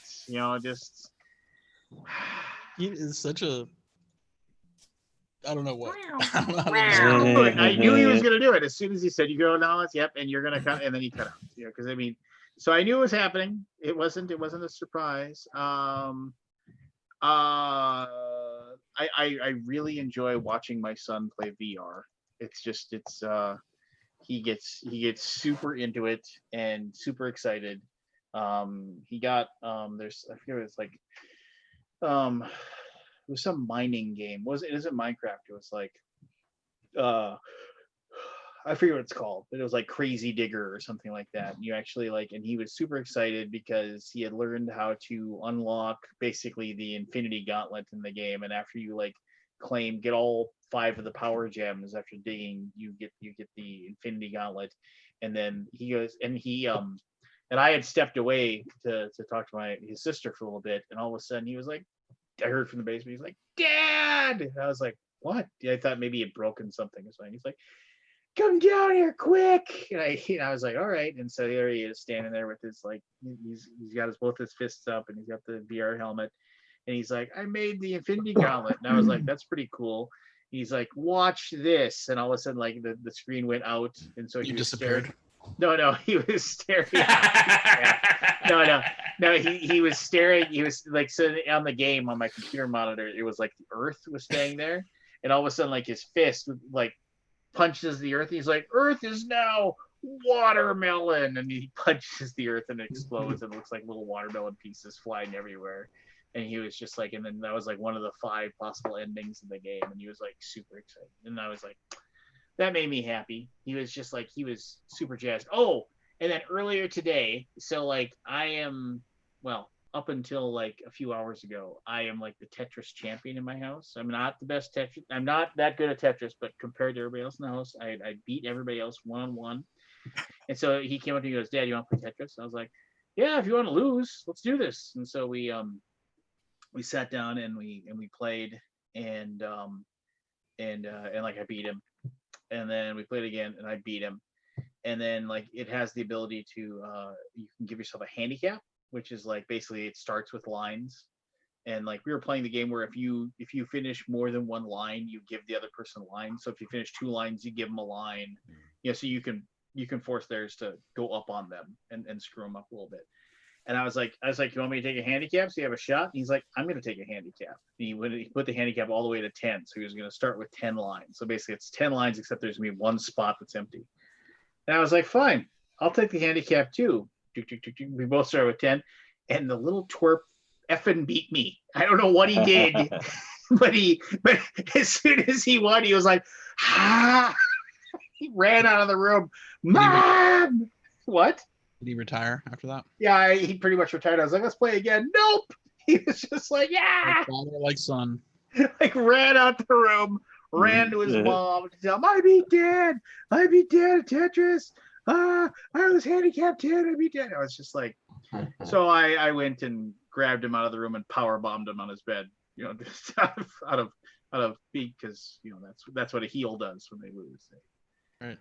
They still get them. But that was I had a couple of really, really awesome gaming moments with my son. So that's my positive. Give me a positive about your daughter, Ben. Your wife keeps sending me pictures and she's gorgeous, but she started crawling sort of about a week and a half ago and then actually crawling this week. It's been amazing. We can't trust her anymore though because she doesn't stay anywhere. But no, it's all over. You're gonna be like, no, get that out of your mouth. No, don't put that down. No. We have all the safety things, but they're not all in the right safety places yet. So we have to actually get our act together. Put the little plugs in the outlets and such. Outlet plugs and all that good stuff. Yep.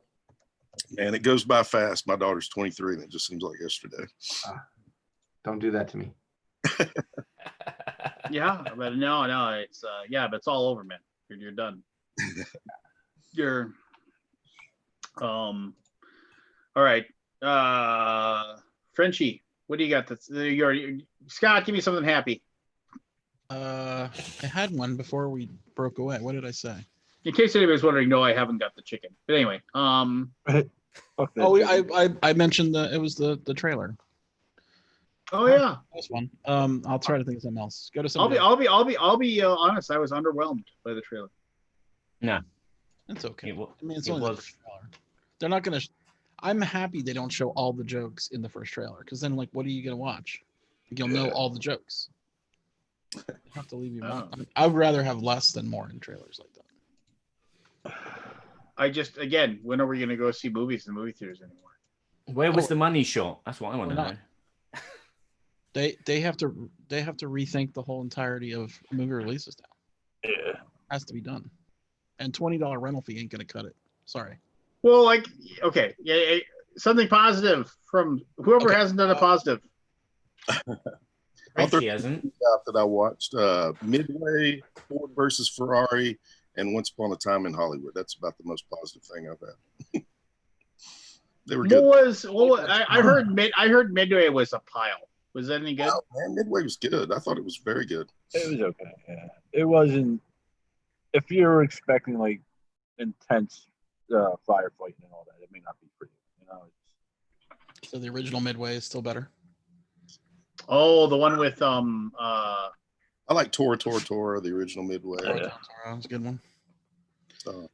I thought it was good. It wasn't like Pearl Harbor. I mean, gosh. Oh yeah. Yeah. Oh, Pearl Harbor was such a horrible movie. Yeah, it was. I at that moment of my life, and this is horrible, but I had a female roommate, and she was not the sharpest knife in the drawer. And like I hadn't seen it in the movie theater, and we were just watching it like DVD. Me and a couple buddies were watching it, and like the tracer fire, the planes are flying, and the tracer fire is going. Basically, why is the tracer fire there? It's more there just so you as the audience, you can actually see that they're shooting. You know, that's what it's there for, right? Yep. And then she was like looking, and she's like, "Oh my god!" Fire in the war. Well, they did. Yeah, they did, but for movie purposes, that's the reason why it's there, right? Yeah. And if you actually read interviews with pilots, is that a lot of them didn't like using tracer bullets because if you could surprise an enemy and you shot at them, there's a chance they wouldn't, and you missed, there was a chance that they wouldn't know you were there, and so like and you could try again, kind of thing. But anyway, she was watching and she's like, I had no idea they had rockets on planes in World War II. And like all three of us just turned and looked at her. Like, she thought that they were. That's not a stupid question, because I think I said the same thing when I watched that movie for the first time. I was like, why are there lasers coming out of the planes? Because it was the era of Star Wars when that movie came out, didn't it? No, that was well after Star Wars. And you hadn't heard of tracer fire before then? I mean, how old was I? 13 or 14? How would I have heard of tracer fire? What, are you talking? Are you talking about Pearl Harbor, the movie with Ben Affleck? The Battle of Midway. No, I'm talking about Pearl Harbor. Okay, well, there's fucking tracer fire in the Battle of Midway too. Oh. There's real footage in the Battle of Midway. Yeah, there's a lot of live footage, like not live, but obviously like taken live at the battle. Right. Shooting down planes and stuff. Anyway, I haven't seen Pearl Harbor. Do they overdo don't. Tracer fire? Do yourself the favor and don't. Yeah. They tried to turn Titanic into a war movie. I will watch it. It was on sale. It is not a good movie. Memorial Day weekend sale. Got tons of war movies. Gonna pack them. You know those the Gen Con places that I've always thought about. Like I should have bought those movies. Is remember there's those ones that you walk by and there's always those weird like war movies from like Czechoslovakia and stuff being played with the subtitles underneath, and the war movies look amazing, but they're all like, oh, this is like a Russian World War II war movie, and it's just like they're it's I always wonder about those places. Oh, I have a fun happy story. I got HBO Max for free. All right. Why? I don't know. When I logged into it, it said, "What's your cable provider?" I clicked it and it just turned on. I mean, I already pay for HBO, right? The regular. Oh, that's probably fine. You have cable. That's cute. Cable, whatever, Uverse. We got Apple TV for free. What's that? We got Apple TV for free because they messed up. You get it for a year if you buy a thing, any big product. Well, what happened with us is Jen, her battery in her cell phone started. It was getting bad. Like it was almost to the point she had to constantly plug it in. So she went to take it into the store, and they did something, and they had to give her a new phone. So with the phone, they gave her a year of. You get a year. Of the Apple TV. I don't know if there's much worth watching on there. No, I watched the video game parody creator show. Yeah. You know what I'm talking about? That was okay. Yeah. Hero Quest? No. Mythic Quest? Mythic Quest. Something like that. I haven't. Watchmen. That good? Have y'all watched it? The Watchmen? Oh my God. I watched it last week. Yes. Okay. It's fantastic. I was blown away by it, especially if you like Watchmen stuff. Oh, I love the Watchmen. It's so good. Okay. I couldn't. I couldn't Did get you through see it when quick. it came out? No, I didn't. Uh, I just skipped it. on my list. I thought everybody did. Everybody skipped it? Or No, everybody I watched thought everybody saw it. Yeah, that was a good show. It's too bad on the. He said he probably won't make another season. He had that specific They have- idea, But and that was it. but And I no, they appreciate have to him make for another that. They have to make another season. It's left with a season cliffhanger. Oh, don't tell me You that. have to finish out the story. That was his story. Remember? Did you Well, watch it's just like Well, they wouldn't have filmed the final scene if they didn't going to do another season. what about that Netflix the zombie couple or whatever? They just canceled that, left on a cliffhanger. With Drew Barrymore? Yeah, I really like that show. Did Yeah, they end it or did they just cancel it? Just they canceled it. canceled it. Yeah. They didn't end it properly. No, See, they ended Silicon Valley, but then they came out with another season. I'm like, what the hell? I need to watch that. That's something I need to catch up on. Santa If Clarita anybody has Diet. not- That's if you what have not that's seen what. Silicon Valley, you should watch it. Incredible. It's one of the best. It's Mike Judge. It's the guy who did Office Space. It's awesome. Idiocracy. Beavis and Butthead. It's so and it's in the modern world. It's in the tech world. Like it's great. From I have Beavis and Butthead. I have a couple of friends who have spent a lot of time out in Silicon Valley, and they said it's eerily It's accurate. exactly. I was there in the '90s, and it's everything I remember from the '90s. Exactly the same, except internet. Like when I was there, it was mostly computer tech. Like I worked in the chips and stuff, but Google had just started, and Yahoo was huge. And we would sit and talk about companies. Like we were talking about remember Netscape versus Internet Explorer? Oh, yeah. And one of my friends shouted out something, and I really wish I could remember what he said. And then two ladies walked by us, and she said to him, "Sir, you should keep your voice down because you never know who's sitting at the table next to you." Right? And we're talking about fucking Internet Explorer versus Netscape. Like, who? Netscape Navigator, baby. Who are you? Yeah. It used to be like a 1 pixel difference. We said something like, "Oh, Netscape has got a blah blah blah," or I don't know what we said, but like it was something controversial because he was just a controversial dude and he was loud. And I remember like being very embarrassed because I was like, "Oh no, what are we in trouble?" Like with the tech ladies. I was like, seriously, I'm like, "Oh yeah, we're in California, Silicon Valley, and people who work at Netscape are here and Yahoo." It was an odd day. Fire. What's up? Halt and Catch Fire. Have you seen that? Oh yeah. Yeah, Halt that and was a Catch good Fire is series. awesome. I loved Halt and Catch Fire, except I didn't like the drama parts. I liked the tech parts, the business parts. Wow. A lot of the dramas were so like. I'd like I wanted to get through them as quick as I could. I'd like the lead player in that. He's in Narcos. Mexico. Mackenzie. Yeah. No, not the woman. The guy, man. Skeet? No. the Steve Jobs, the guy. Did he play guy- Steve Jobs? No, but Narcos. there was a time there was a point in the show that he was like Steve Jobs. Oh no, not him. The other one, the one that did like the hardware and all that. Oh yeah, the hacker guy. Yeah, Yeah, he's really good. The guy who had what did he have? he died of something He's schizophrenic, right? from the chips. No, from the solder and all, it affected his brain, and he's Right. got a tumor or something in his brain. I can't remember the guy's name. Spoil it. I'm sorry. Way to go. Well, it's been over doesn't- for what, that doesn't 5 like- years now. Yeah. Well, whatever. I mean, it's still people have not seen it. I think Now, did you see The Circle? the movie. Yeah, the movie about that was. I really wanted to like it, but I thought it was not. Yeah, good. my one wife. with Tom Hanks, right? She had me watch Tom Hanks. Yeah. It was Facebook, right? Like Facebook. Right, like Facebook. What Facebook could do taken to its ultimate, and it's sort of happening. Right. Yeah, it's great how these $1 million companies have all got richer while everyone else has got poorer during the I was pandemic. asking Michelle, like, how many websites do you use? And we counted like 4.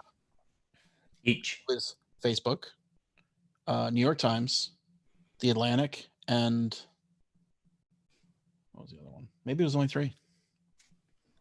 And BGG. Well, she doesn't use it. Although she will post on there if she'll go to it if I ask her to, but I wouldn't call her a user. I need a like on my post, Michelle. But do you guys remember when there was like a new website to check out like every day? Like there was always something new and like different. And now there's like, what is new? What else? I saw a web designer flowchart that said, which of the two layouts would you like to design for the new web page? Yeah, because that's all you need. They're basically all the same too. The designer we hired for Board Game Geek is very afraid of homogeneity of the web. Yeah. Homogeneity? I don't know what to Yeah. homogenization of the web. Because here's an interesting thing. Once a layout is designed perfectly and works on all machines and all computers and is accessible to the blind and et cetera, no one will change that. Everybody will use it. It's come a long way. Remember, what was it? Alt Games, but back in the 90s, before Board Game Geek. Rec Games Board. Yeah, Yeah, we were talking about the other day. Yeah, that was pretty wild back then. Unmoderated board game talk. Yeah, I remember with very few people. With very, very few people. Yeah, maybe 100 people total, right? A couple hundred. Be fair, how many people really were in the computer back then? And AOL. Now. Gosh, I remember getting I never had AOL. I always had the dial-up network, like where you dial in and it would turn into a network stream. So you just needed a web browser. Right. Like it wasn't a service; it was called SLIP or PPP over phone or something like that. I remember buying a new Mac like in '94, and it came with AOL. We hooked it up, and everything. I always wanted AOL. Like I wanted to try it because I was excited. Like I'm like, oh, they have a board about like games, right? Like a video game board. When I get backlist reports, I still have people with AOL know email addresses. That's like a hipster thing. Yeah. Oh, I'm a hipster. Woo! Thank you. Like your jitterbug. I mean, is the AOL email client good? I'm sure it is now, right? Like it's caught up. I'm betting. Well, Like, who owns it now? I mean, it had to have changed hands. Like, who owns it? Yeah, that was wild when AOL bought Time. Verizon owns AOL. So I mean, it's I wish I could get my email from an old email account I had because there was so much stuff there in the early 90s, mid 90s that I don't have the emails anymore. Yeah. Like what dirt on There was conversations I remember having back in the mid 90s that I wish I could find. I still remember like the idea of email to my mother was just completely off the wall to her. Like, so I write this and I send it and then you get it. I was like, yeah, in a second. And like, so, but then what if I want to respond? And I was like, well, you just respond. And then she was like, okay, well, how am I? Or like, she was like, well, how do, so if you respond, then when do I get it? I was like, you'll get it right away. She's like, oh, okay. And then it was like, once she figured it out, it was like nonstop emails from my mother about just the most like mundane, ridiculous of things, just like, did you check your mail yet today? I'm wondering if you got this. It's like, does AOL still have a must pay subscription service? Like you can get into a website? No. Special content? No. They don't have it. I know Jen still has an AOL account, email account. Right, email, but like remember how AOL had like all those rooms and stuff with like oh yeah. I mean, it was like it was the cool place to hang out. You could go there and you could shop, you could do all kinds of stuff. Yeah. I just remember getting a disc in the mail like, once a week, with AOL. How many CDs did they waste? Don't people collect How many those? millions of They're pounds just of landfill? They were just coasters, baby. They were coasters. Yeah. Man, I remember getting my first CD burner. And they were like $2,000 in the mid, 90s or something like that. Crazy. So a chunk of cash. Oh yeah, I got a CD burner too, and like we were bootlegging concerts. Like my friend Bob would record. It was awesome. He had this stereo microphone attached to his glasses. Wow. And so he would he would go to all the Dallas concerts, right? Back in the 90s, there was so much concert. Like everybody would come here and do little shows, right? Like 100 people in a bar show, kind of in big bands, and he recorded all of them and he put them all on DAT, right? And then we ripped it all. We put all the DAT files on the PC, and then we would burn them to CD-ROM, right, and CDs and make CDs. Right. And for some reason, I got so paranoid, thinking I was like, I mean, it's bootlegging, right? Yeah. I was so paranoid. I even thought the cops were like after me because everybody was like, "Oh, all these got the CD-ROM. We can make CD-ROMs of all the shows." And I'm like, "Wait, slow down. Like, I don't want to." And I got worse paranoia I was ever in my life. And I'm like, I don't want to do this anymore. Yeah. But you can digital audio tape. I remember everybody talking about, oh yeah, it's better than CDs. And he would never get caught because you weren't allowed to record the concerts back then. Now everybody's recording the whole fucking concert on their phone. Yeah, precisely. On video and everything. And they're not even recorded or watching. Well, I remember at the very beginning, when I was still doing occasional security at concerts, and I still remember we would right at the beginning of when people started actually having cell phones, like it was like a no cell phone policy at concerts. It was just like people were just like, yeah, leave them in your car. Can't have a cell phone in here because like not that like the video was good, but you could record pretty easily with a cell phone. And now it's like whatever, record it and put it on YouTube, and nobody fucking cares. It's free publicity. It's publicity. Every concert ever on YouTube right now. Wow, how many people do that at BGG Con? They film videos at BGG Con. It's like, no, you can't do that. Well, it's a different world. Like he would be real cautious with his optic or his, why do I keep saying optics? Stereo microphone attachment to his glasses. You could hear him sweating. And he would just stand there. Like, what format did y'all use back then, Scott? Which what?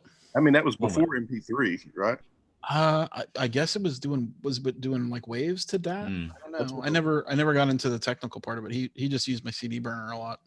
They would come over literally with like a spindle, sit there for like 6 hours, and I'm like, oh my god, what are you guys doing? Well, we're making copies for all our friends. I'm like, okay, don't tell them where you got them.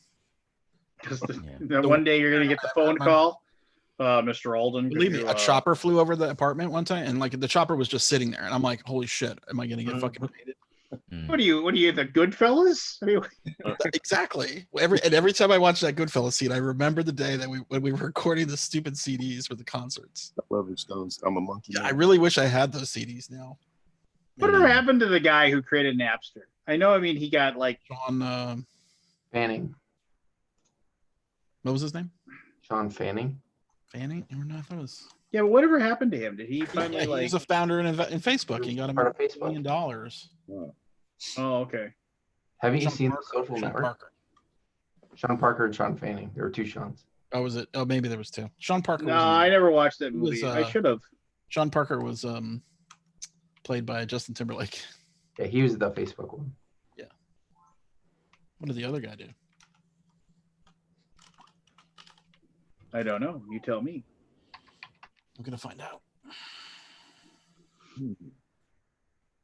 Well, I'm glad he landed on his feet. I remember when Napster came out and we were just like, and somebody told me about it. I was like, wait a minute. So do you feel guilty about pushing the button and downloading like 5,000 songs all at once? I remember like the first couple. You just click. The first couple, you were like, oh. I remember like Kazaa and. Oh my gosh. So here's another story. If anybody has something, interrupt me. But when Michelle worked for like this big fancy law firm, we went to the annual the Christmas party, and we were getting a tour of the house, and we remember getting her kids going to her kid's bedroom to see the bedroom, and I remember seeing the computer with Kazaa running, right? And it was, when you leave that running, it's uploading and downloading like constantly. Oh yeah. And I'm like, wow, okay, even the really rich kid has to Kazaa his music. He's so spoiled. And then there was what was the one after that one? After Kazaa, it was like big. It was like I used to BitTorrent. You talking about BitTorrent? Yeah, BitTorrent. BitTorrent was the thing around. after that.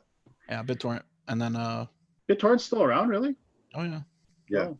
Well, who you can get everything. Every movie you can think of is on BitTorrent. Pirate Bay was the one that I think they went after so much. I almost bet you Black Widow is on BitTorrent right now. Yeah.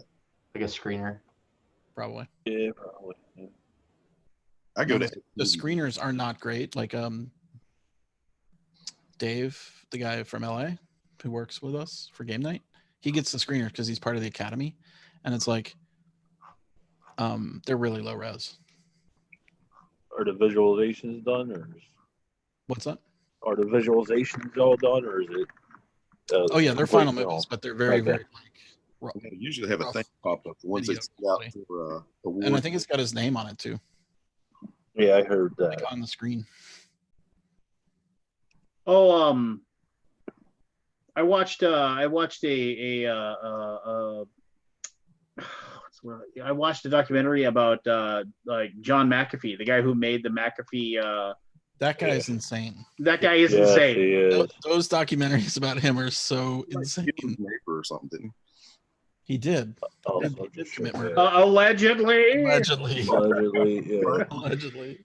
He allegedly killed his neighbor for because allegedly his neighbor had poisoned his dogs, and then like they found the guy, and then John McAfee reportedly said something along the lines of well, don't worry, I'll get him. And then 2 days later he was found with multiple taser burns on his flesh, and then like shot in the back of the head in his garage. Mm. He was allegedly. So I thought he was going to run for president too. Didn't He did. He said that. He said, "I'm going to run for president." Yeah, he's gonna Now Norton that was a guy, right? That started Norton. probably. Yeah, I Ed believe so, Norton. yeah. You might have seen him in a couple Ed movies. Norton. His face used to be on all the little apps and stuff, you know. Yeah, what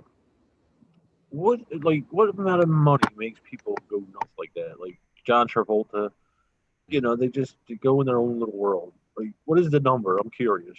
I Well, don't think it's the money. The McAfee thing, they say it's he just blasted his mind on drugs. Oh yeah.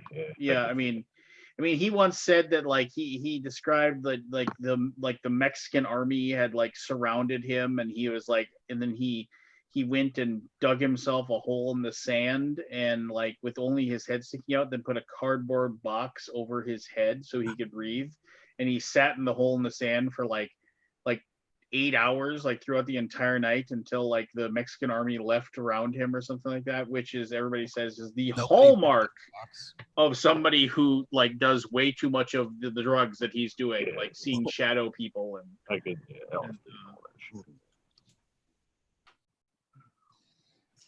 I think it's the power more than anything, the way that people react around you that changes people and makes them a little bit crazy and make them think that they could do practically anything. Yeah. Well, if you're Tom Cruise, you can. He's going to space. Good riddance. That's what I can say. This Top Gun movie, they waited a year so he could learn how to fly that fucking plane. Yeah. Is that coming out this summer? Well, I don't know. It was supposed to. I don't know. It's on. Is it sitting on it? I think so, probably. Yeah. The only Tom Cruise film that I like is the one where he keeps dying. Well, there are a ton of movies that just Day After aren't going to come Tomorrow. out now. That were going to come out that just aren't going to be released now. I mean, and like the They'll come people. out eventually. Well, they'll figure out a way to do it streaming and make some money off of it streaming. Yeah, the companies will start producing their own streaming channels, won't they? I mean, Disney are doing it already. Luckily, they, HBO, Time Warner. Edge of Tomorrow. Edge of Tomorrow. Yeah. That's the one. Kabuki got it. Yeah, that was a pretty She did. Yeah, I enjoyed watching him die and die again and I die like that again. Oh, don't I say like that. I like the movie too. The one where he is. I don't know what to say about it, but basically he's on like a planet with just him and his wife. Yep, that's a good movie. That one- Oblivion, I think. Wasn't it called Oblivion? Yeah. Oblivion. I thought I really Minority liked it. Report was pretty good too. Minority Report. Yeah, I watched it again a couple of weeks ago, and I was like, Hold up. no, it doesn't. It's strange for a Spielberg film. You'd expect it to hold up, but I don't know. It just seems like the film revolves around the Tom Cruise persona. Yeah. And so that doesn't hold up at all. Some of the tech in the Minority Report was cool, but it got copied by everybody. So Yeah. Yeah. not. Yeah, So- you forget like these movies started things. Yeah. Rambo, you know, and Rocky and all them. They started. So whenever I see a Tom Cruise movie trailer or something like that, I always ask myself, would this movie be better or worse if the role Tom Cruise is playing is played by Nicolas Cage? I would almost say it probably all worse. How dare you? Nicolas Cage is a Wait. treasure. He's Which not- Nicolas Cage? The one before he had to pay the bills, or back in the Nicolas day? Cage is a national treasure. Ha ha ha ha ha. Never seen those movies. No, they're pretty good. They are favorites of my children, so I think I've seen both of them at least a I half. feel like I should watch it just because you guys rave about them so much. I don't. I do not rave you about don't National rave? Treasure. Okay, I think thought you the were part of National. the National Treasure. Fan No, I mean I'm the one who's like just weighing everybody down in the room with my thoughts of like, wait a minute, how would that work? That How doesn't are, work. how are they stealing the Declaration of Independence? Yeah, how is that but- even possible that could be even happening? Why would that even be occurring?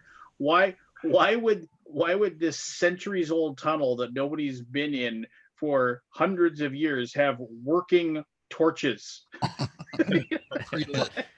So let me get this right. You'll believe in a guy with a laser sword and a little Muppet, but you won't give it Nobody, to this. no, yeah, that's a bullshit argument, and this is the reason why. You gotta give Because some disbelief in every movie you watch. you're seeing spaceships and laser guns and all kinds of things there. You are rooted in a science fiction world when you watch Star Wars. National Treasure purports itself to be a real setting. It isn't saying all of a sudden it's like the people that I was watching like Godzilla, like the first Godzilla movie, and they're like some guy said, oh, that isn't how Halo jumps work, with the guys parachuting down or something like that. That totally ruins the reality of this. And I turn to look at them, it's like, but the giant 100 foot tall monster Lizard. breathing radioactive breath, that's believable. That's totally right? acceptable. Yeah, that's that. I draw the line at the Halo jumps. Just like, I hate to see spaceships though fly like there's aerodynamics in space. Yeah. Yeah. Well, that was why the Borg were so awesome, because it's just like, okay, here's the most non-aerodynamic ship you can ever think of, but the going argument there, faster than anything anyone has seen. It's a The flat argu- surface in every direction. the argument there is that the Borg cube is not made to go through atmosphere, whereas the ones that are sleek are made to go through atmosphere, where having aerodynamics matters. The spheres. That's no Rubik's Cube. Yeah. Star I almost Wars feel like I want to watch that started off like that they were whole. like dropping bombs in space. It opened up like bomb bay doors, and Oh yeah. Well, you want to talk about Last Jedi? I think he's saying you want to talk about Last Jedi. No, I don't think he wants to talk about Last Jedi. I think he's saying you want to talk about Last Jedi. I think I need to go then. No. Hey, I was gonna say the same. Oh, boo! Yeah. Well, no. I have actually. Before you two leave, give me 1 second. I have something actually Last Jedi related. Hold on. Oh jeez. Oh god. Why? Every fucking week. Why? just Who brought him up this time? Was it you, Aldi? no, it was Van. hey, I was 10 when the first Star Wars He came doesn't out. know though. That was a lot. Yeah, That was awesome. I was when the first three came out, I was like 6 when the last one was out. So it's like I didn't really get it. 1977. I didn't see them until I was in my teens, probably. And I loved it. And I read the paperback book till the cover fell off, and then the comic books came out, and that's all we had, till Empire Strikes Back. Yeah, there was no VCR. No. Yeah. I remember now when it's when everywhere. I got a VCR and it came on TV and I taped it. And all the stupid commercials are still there. The commercials that you remember, like the Yeah. Cocoa Pops theme and I the remember that day very vividly. My dad gave me his signet ring and I lost it that day when Star Wars was on TV. yeah, and so you have all these catchphrases in your head now. Dumb It's kid. like from these adverts that you watched in between your recorded Empire Strikes Back Star Wars from the bootleg. TV. Yeah. Yeah. So while I was shopping, there was a clearance rack of T-shirts, and maybe the ugliest Rise of the I think Skywalker that's T-shirt. that is definitely. So you're just gonna wear that ironically? Oh no! What are you talking about? It's Rise of the Skywalker, one of the greatest movies in the franchise. That looks like the artist was the same guy that did the Donald Trump coloring book. Just look at how bad that T-shirt is. Terrible. It is That's supposed to be Lando. Is that supposed to be Lando? It's supposed to see. I think what they were going for was Is that Cobra Commander? Like the guy with the green mask? So I think what they're going for is that each one of these people like is wearing a mask, but then there's Rey in the middle, kind of And thing. she's not wearing a mask. And she's not wearing a mask. Unmasked. It's like Wow. it's like they said, I need you to design a Star Wars T-shirt, and then they said, "Well, how long do I have?" And they said, 90 minutes. You have to get to me by the end of the day. So It's a sign of the times. Wear a mask. So surprise, surprise. This How much was that? this was $6.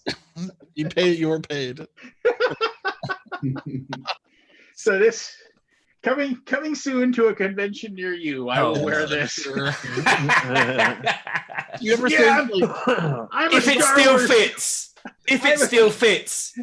Yeah. do you think I'm all a these Star- executives that like control the outcome of the Star Wars stuff, like kids can't sleep at night and they're like, what the fuck did we do? You know They what I don't mean? care. They got the They don't money. care anymore. They're like, I would say I'm a Star Wars fan. Check it out. Now I'm I very think- I'm a laser disc rip. You're like, I would not be able to I would not be able to sleep at night with They knowing got their that I money. created They Star don't care. Wars, the last 3 movies. Hand shot first. I think they're just so scared to do stuff sometimes, like be creative and. Oh no, they're not scared because the Last Jedi, or what was the middle one? Is that the Last Jedi? Yeah. The one that's like The second to last Jedi. where the guy's not afraid. Ryan Johnson. Yeah. The 6 films afterwards, they're just He had no fear of what to do. In fact, Yeah, he he's got a point. way off the rails. That so much so that they had to spend the entire 3rd movie bringing it back. Oh, And- I knew that was coming. And then it's fucking over, and it's like, huh? They brought back the Emperor. out of nowhere. Although Anyway, The dead Knives Out- speak. Knives Out is a good movie. The Dead Speak. Oh, Knives Out a couple of nights ago. Of course, we're. Fucking guys, So I just like to see. say see ya. Yeah. See ya. have a See good ya. evening. You'll never stop talking. Oh no, I love the fact that I have a Rise of Skywalker official. It is, and it even has the Disney tag on it. So it is not a knockoff. It is a official Star Wars. You should keep that tag and throw the shirt away. Official Oh, Disney and everything. Oh yeah, Is it marked Yeah, down? this is- What was the original price? $30. Woo! Can you imagine anybody that actually paid $30 for that? Like, there's got to be somebody, right? Like that actually bought it for 30. Check it out. Check Check it it out. Who I don't even know who some of those people are. Who's the guy in the upper right corner? And who's in the Who who's is Cobra Commander? That's what I want to know. yeah, no, Who's the guy that's got the cheese grater on his face? I mean, who is that? who's the guy in the red armor? They didn't have red stormtroopers, did they? I don't Yeah. know. I think there was They had those guards, but not. Chrome, the one chick. I mean, okay, I recognize Kylo Ren. Yeah, I it's recognize the Ren, it's Flame Lando. Trooper. I Lando. recognize the normal Stormtrooper. and but- Lando, right Well, which one was Lando? to the right. Yeah, that's. Oh Lando yeah, okay, yeah, that was Lando. from the But then it's Maybe- like, maybe okay, that's so Lando. so who is so Who's- as you said it, Snake Eyes from G.I. Joe right here. Yeah, Snake Eyes, and then who's to the left of him? I have no idea. Like, what is that? Darth Vader, ain't it? But who's Oh, that's the cheese- Darth Vader mask. Is it? Or is It's it the a black melted- stormtrooper? It's the melted it Darth isn't. Vader mask. No, it isn't. It's not. It's Oh, no. it's attached to a person. Oh, it's got a shroud. A sash or whatever. And Yeah. like, but who is Cheese Grater? Green Cheese Grater man. It looks like Reptile from Mortal Kombat. Yeah, but I saw this. I was like, yeah, I'm buying that. I like Darth Maul. I thought he was a good villain. Darth Maul. That was a good fight scene. Him and Obi-Wan. All right. Yeah, there you go. You always got the next set. Chris Cluey tonight. Chris, he was going to, but then he said he had a friend show up out of town, so he was going to hang out with him. He said he'll be back next week. I have no idea, but he'll be back next week, and plus I'll be playing D&D with him on Saturday. So, yeah, suck it. Did you ever think in your wildest dreams you'd be playing D&D with a Minnesota? Absolutely not. Viking. I remember being so excited for because there's two I'm hardcore Minnesota Vikings fan, and there's two guys in my gaming group that are really hardcore Minnesota Vikings fans, and I remember being so excited. I was like, don't tell them about it, just have them show up. Just kind of one of those things. And it was kind of and they were both like, who's this guy? And then I was like, oh, you might remember him. This is Chris. You might remember him. He wrote a book or two. Oh, he also punted for the Minnesota Vikings. Yeah. And where'd you guys meet at? Beach G-Con. That's run by somebody. I don't know who. But it was a couple years ago. Very cool. And he was on tabletop twice, and I didn't recognize him. His hair was long. Yeah. Scott, do you think Deborah will ever go to a BGG con, or is she low profile with that? I know some things that I shouldn't say, so I better not. But no. Okay. Probably not. No? What did you say? What was the question? I didn't hear. There are things that I've heard about with Deborah, and I hope she announces things soon. It'd be really cool. Who are you talking about? I don't want to spoil anything. Who? Okay. Deborah who? What's her last name? Deborah Ann Wall. Who is this person? Sorry, I was reading a message that popped up on my screen. Am I just completely out of the loop? Deborah Ann Wall. Do you remember the female lead in Daredevil? Yes. It's her. She was also in True Blood and yes, a couple other things. She's been on game night now probably 12 times. Oh wow. Yes. Yeah, she's great. Unfortunately, they haven't been able to get together. The quarantine rules in LA are pretty strong, pretty harsh. Plus, nobody, why take any chances? Yeah. I'm gonna have to tell my stepsister not to come down because I'm like, I don't know why they're coming in the first place. Her and her whole family are coming, which is 5 people, and I'm like, they want to meet up and come over, and I'm like, what do you say? I kind of feel like that's not a great idea now. Yeah, they're going to a baseball tournament. I'm like, for one, okay, where is there going to be a baseball tournament that you can attend? And then 2, I don't necessarily want to expose myself or Michelle. More worried about Michelle. Yeah. I went through that with my brother. I ended up letting him come down just because of his mental health. I was worried about him. He's I'm not gonna go there. But, yeah. I don't know what to say. But I mean, if it was slowing down, sure. But things are speeding up. Yeah. Just COVID. Thank you, COVID, for. Well, and that's just the thing is that how is COVID just not even? It's not even on people's radar right now. No, it's definitely not on their radar. I mean, although her daughter just graduated high school and didn't have a graduation. They did. I gotta fill them in. They drove by in a car and got their diploma handed to them from a window. All right, hey, my nephew did that. I got Wes coming in. Wes, can you hear us? Oh, wait a minute. He's still connecting. Wes, audio is not. Can't hear you yet. Mute button. Hit your mute button in case you're automatically muted. Sometimes you get automatically muted when you come in.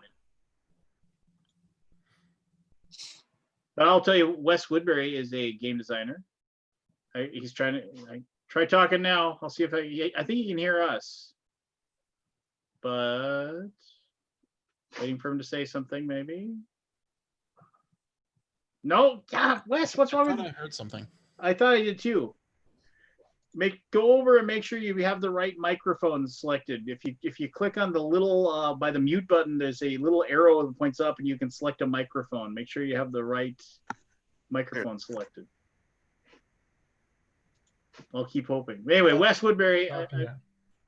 Wait, say something. Say something again. Can you hear me? Yes. Right. Yeah. Hot damn technology. Hot damn technology.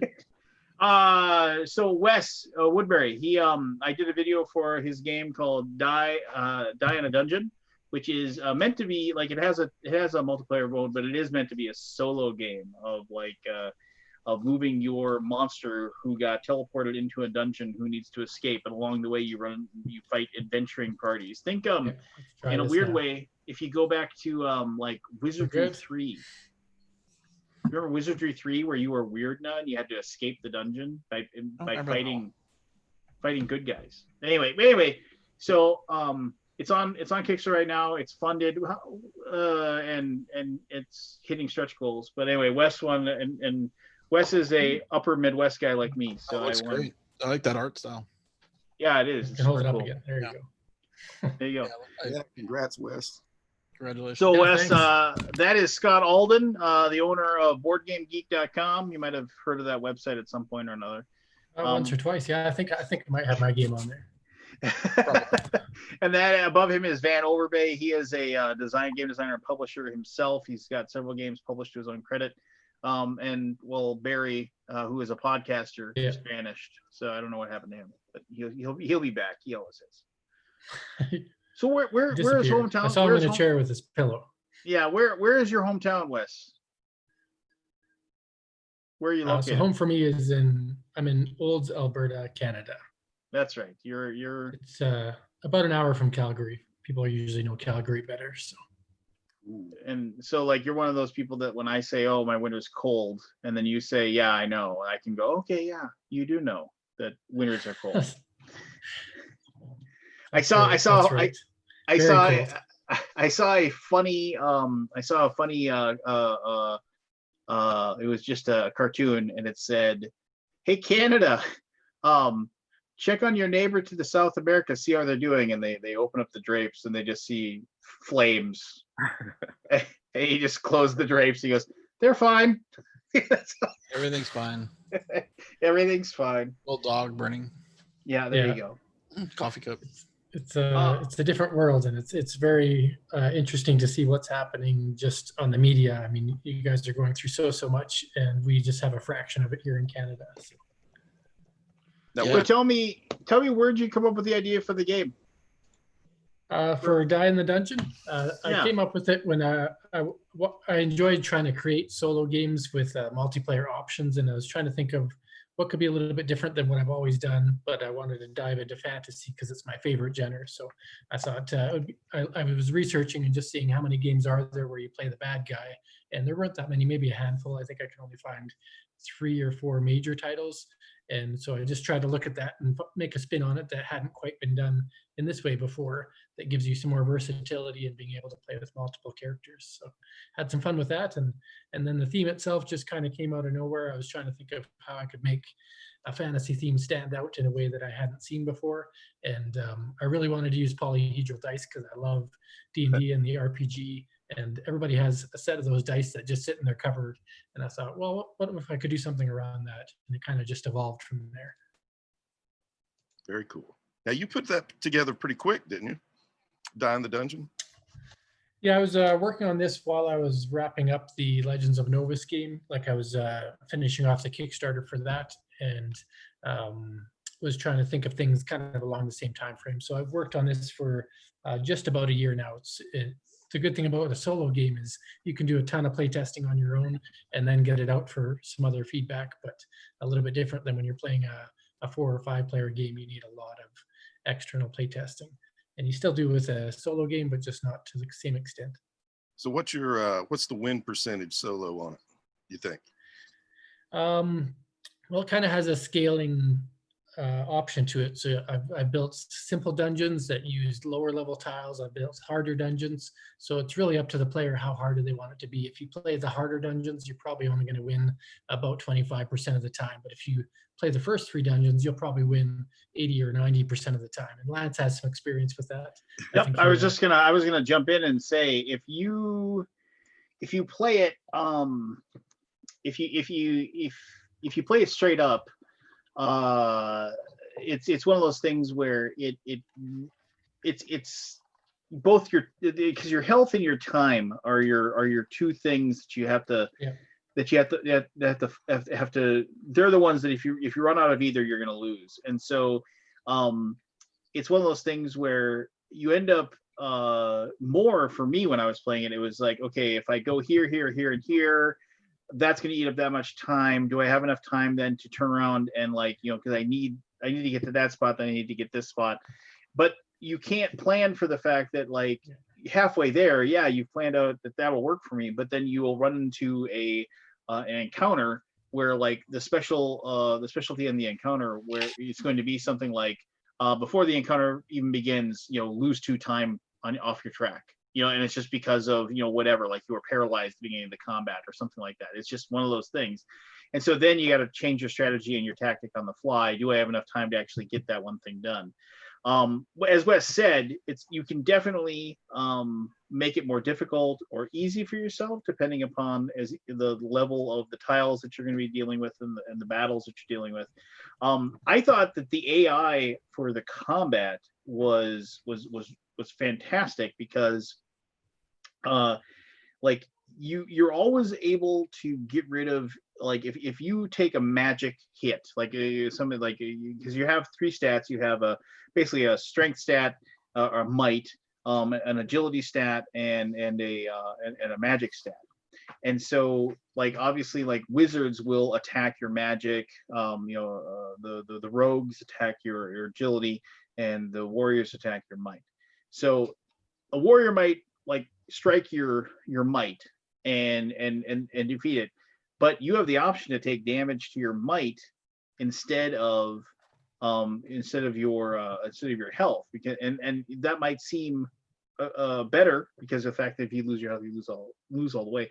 But as your might lowers, you're the type of die you get to use. Say you start off with a 10, you get to roll a d10 for your attacks or your might attacks. Well, now it's down to an 8. Now you get to only use a d8, and you might end up in a situation where you actually end up like you can't even defeat the things that you're like, if you wanted to use might to beat something, because the die you have isn't going to be high enough to defeat the stat that they have. And so you have to weigh all those things. And one of the things that I didn't even realize until like the second time I played is like when you're fighting something that uses like a d4 and attacks something or something like that, you do realize that even if they can't reach your stat, as long as they roll max on their die, say like you run into something in like a first level warrior and he's rolling a d6 to attack your might, and you have a might of 10. Well, he can't hurt you. Yeah. If they roll a 6, it's like a critical hit and he still hurts you.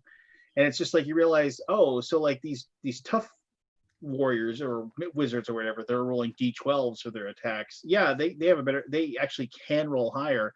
But then you realize those weak ones can still really just batter you down because the chances of them rolling at 6 or at 8 is better.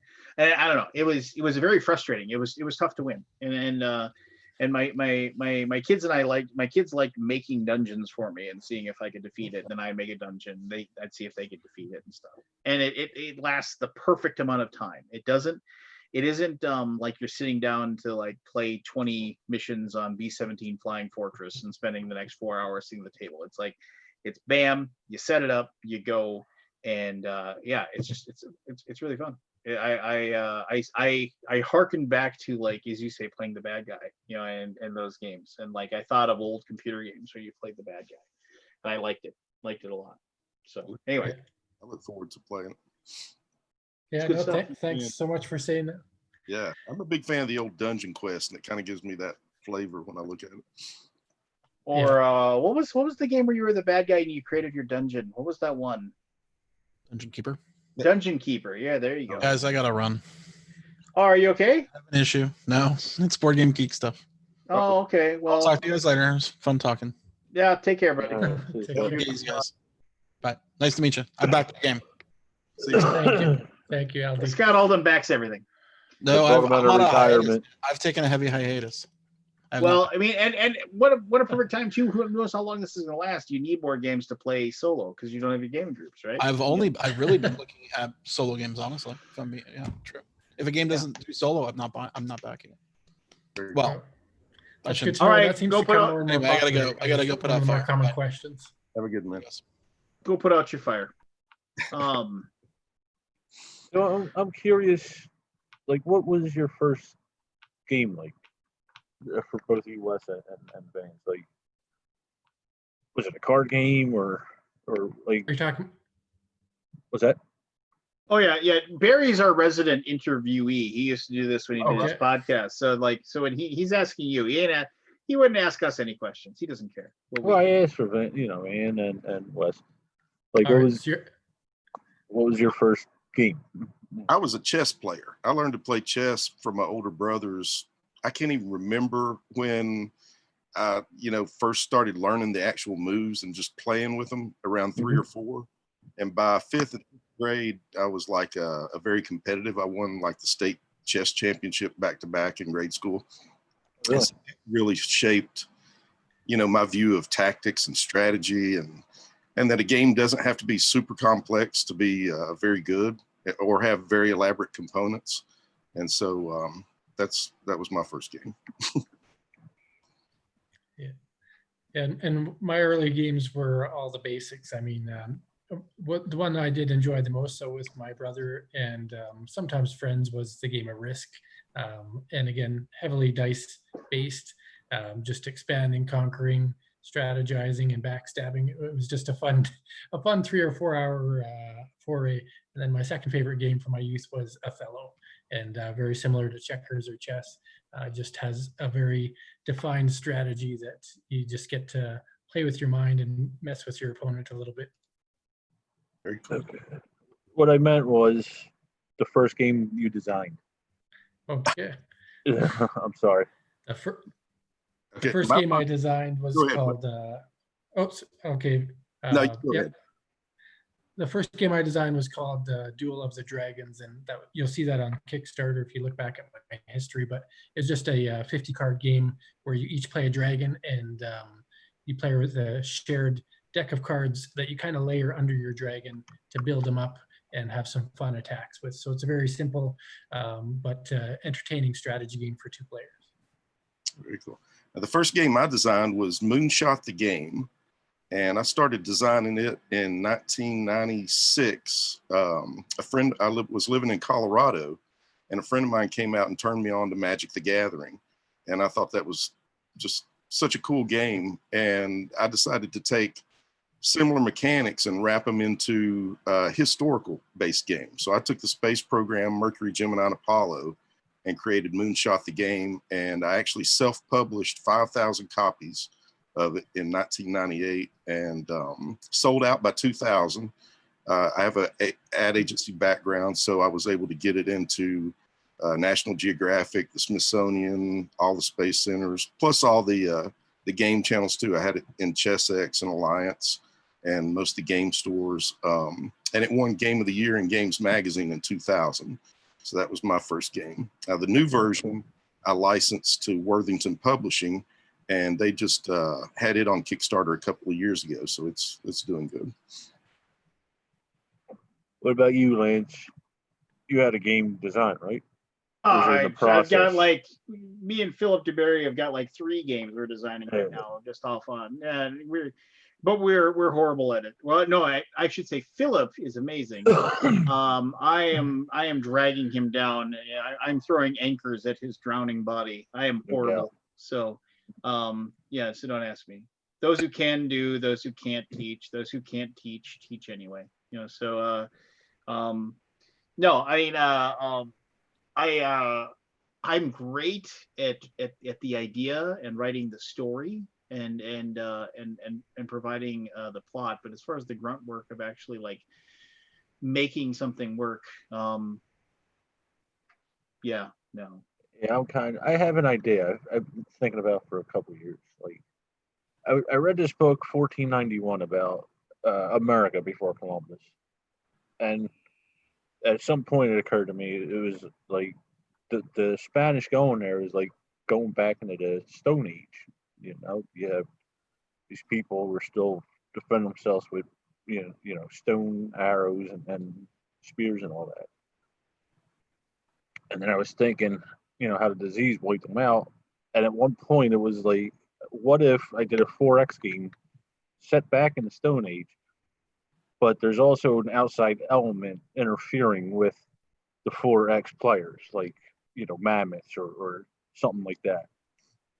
And then I realized that's way out of my fucking wheelhouse. And I was thinking maybe like a card game or something, an adaptation of it, something simpler. Yeah. Very cool.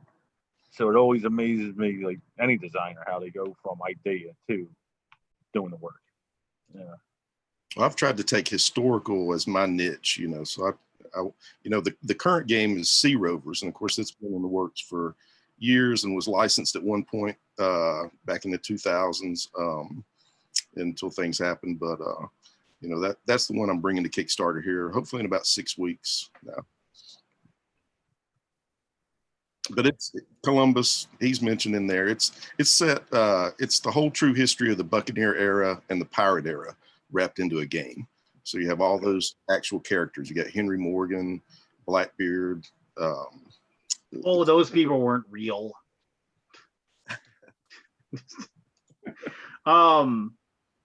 What do you hey Wes? Now that you're publishing and designing games, what has been like the most I guess challenging part for you to the creation process? The most challenging part by far is shipping. You can never know enough about shipping, getting it both for timelines and for costs. Like, it's amazing how many different factors just slide into their last minute. Even if you do the research, it could be something as simple as not sorting your Excel file right. And a recent example I have is for Legends of Novus. I somehow accidentally sent 50 PNPers a copy of the physical game. So that slipped through some cracks, and we're trying to work on that right now. But there's a broader spectrum of things, just from the cost of shipping things from China to North America, and then trying to avoid VAT fees or duty fees so that the backers get it tax-free. Like, there's so many factors in there. I couldn't believe how much shipping plays into everything compared to anything else to do with publishing or board game design. That's by far the most complicated to me. Yeah. Yeah, I mean, there's been many a company that has had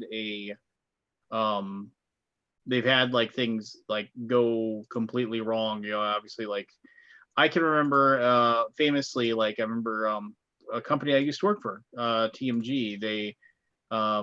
They made these like small games that were purposely made like just basically so they would fit in a certain size envelope, like a cushion envelope, and each one of those was going to cost whatever, $4.80 in shipping or whatever. Yeah.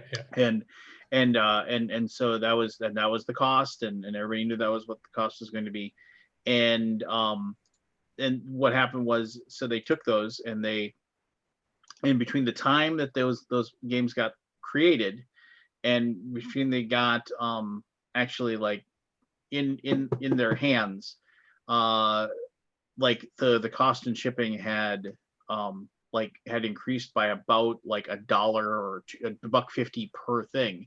Well, and it was like, 2,500 people, and it was like, and they, I wasn't working for the company at that time, but like they said it was like, yeah, you went to the post office to send them, and he spent about $2,800 more that day than he had planned, because of the fact that he had to send all those things.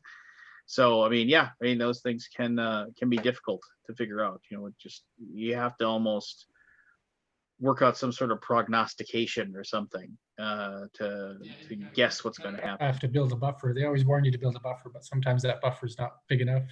Right. Yeah, it can be tough to like, what's the accurate level or whatever, No, it's just like they, like the actual like creation of the game, or the idea behind the game, or the play testing of the game or whatever might very well be the easiest part, right? So who knows? Yeah, like as long as you can invest the time in it, that can be it's the funnest part for sure. Easy, I guess, depends on how complicated your game is. I know, Van, your game is very, very complicated from the looks of it. I'm sure playing it hundreds of times, you probably know it back and forth. But looks, but it's pretty in depth. I'll put it that way. Yeah, it looks intense, but that's what many people love, and I think that LD's not on right now, but from the Board Game Geek group, I think the people that are into that niche really dive into games like that. Yeah. And I was kind of going more for a surface level pick off the retail store kind of game. When I started designing my game, there were hardly any pirate games. I mean, you had Richard Berg's Blackbeard, and I got to be friends with Berg back years ago, right when I first started designing Sea Rovers. And there were only a couple of others, and I wanted to create a game that had a wider audience and was more accessible. So that was kind of the tack that I took. And I think I accomplished it. It's got a basic, a standard game, but then also the advanced that uses the wind and weather and the course direction and stuff. And pretty cool system with the Volvel that I designed. Yeah, that thing's really cool. Yeah, I was playing around with it on Tabletop Simulator. I remember that. Right. Yeah. Like you get to do some good planning, or it helps with some really good randomization or difference in gameplay. That was a hard thing to tackle, was a wind system with wind direction on a hex map. And it took me a long time to come up with that and finally solve it, in a way that makes sense and works well. But so in my game, you can actually, you have the wind direction and the wind speed, medium, light, medium, strong, and then 6 wind directions for the hex. And based on, sorry. I'm sorry. I everything after rough, please. That's my alarm system. Anyway, based on your course direction and the wind direction, you use the Volvel and it'll give you a wind modifier. So it works pretty cool. That was how many dogs do you own, man? We've got 3. One's a Doberman and a Collie Newfoundland mix, and then a smaller one.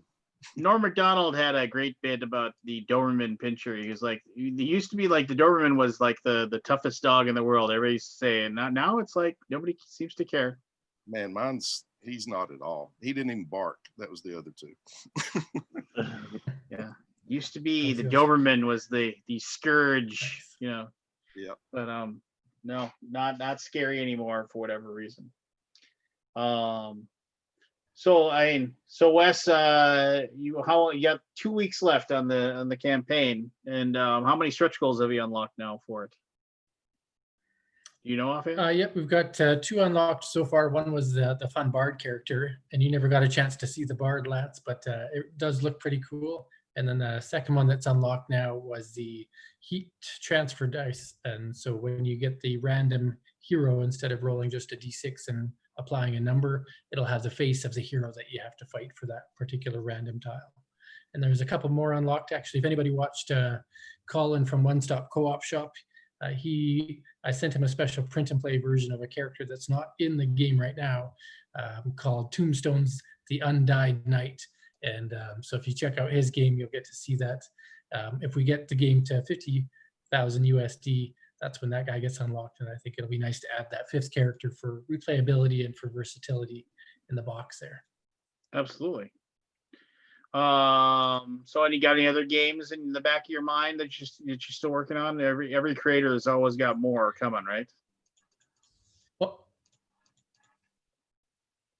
Wes? Yeah, well, I was waiting for Legends of Novus to actually land in backers' hands because of COVID. It's been delayed by about 2 months, but it actually landed in people today and yesterday. I'm starting to see the games on their tables. So once I get about a month or 2 worth of feedback, my plan is to hopefully relaunch that game with an expansion, or launch the expansion with the option of buying the original. And I would get new units of the original produced, assuming people actually like it, because you don't really know until you get it into people who bought its hand compared to reviewers. People think people are going to like it? Why don't say that? There's a lot of people. There's a lot of people that got super. I mean, they backed it and they're excited for it or whatever. So I mean, that's something you should be excited about. I hear you, Wes. Reviewers suck. Yeah, Die in the Dungeon was on the Dice Towers crowd surfing video today, and it was cool to see it on that screen, with the potential of it coming to life later this year. Great. That's awesome. Yeah, I haven't got the Dice Towers attention lately. Now, Sea Rovers was a top 10 upcoming game on the Dice Tower years ago, so I still You might be better off. Sometimes it works against you. And I feel bad for that. Like one guy didn't like I will it. have to. You know, it just kills the momentum of the game. Unless it's really bad. But So that can negative, happen. Barry. no, I'm just saying it's some. I feel that happens a lot. Like one bad review and it kills it. Even though it's a decent game. now my next game I'm excited about and can't wait till I can spend the time finishing developing it. It's called Lift Ticket, and basically you're going to be developing a ski resort. So you've got a mountainside with hex, landscape, and you have to basically clear areas, make ski runs. You've got a queue of customers, kind of like a rail game, but a little bit different. And I'm excited about it. A ski resort? Yeah, I think it's gonna be cool. You got What's wrong with the ski resort? double black diamonds, blue runs, green runs, and you got a certain queue of customers that are gonna, want to ski certain types. So you can't overextend your resources by putting in, you got to put in the lifts. Well, is it going to be like? Are you going to have like a ski movie, like the classic old ski movie? You have that in there as well. Just like what was that, Hot Dog the movie, and what other? It's actually those classics. I'm wrapping it historically. It's going to be set kind of in the early '60s in Colorado because that was the mountain division in World War II. All those guys came back, and almost every ski resort out there was either started by or had one of those guys heading it. And so that's kind of going to be the setting of it. You start out with like a carpet lift or a T-bar or something like that. But it's going to be fun. It's going to be cool.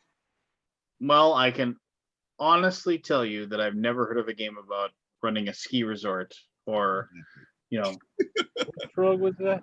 That's the good thing. It's There's going to be nothing like wrong with that. You're in car factories, The Paminal Canal. Look, I'm gonna have to sign off, guys. I gotta work in okay, a few well, hours. I appreciate you coming on and talking. I'll check back with you. Let's have you on earlier next week, and then it can be right at the very beginning, if you wouldn't mind. Does that interest you at all? I'd love Okay. to jump in again. Yeah, And you can be part of the long. longer conversation that we usually have at the very beginning. So Much longer. much longer. All right, Wes, everybody go check out Die in a Dungeon, back it. If you haven't backed it already, back it again, and whatever. Just keep backing it and Keep backing it. just keep backing it. Create another account, back it again. Create another account, Yeah. back it again. All right. Well, All thank right, you very Wes. much. You guys have a good night. Take care, my friend.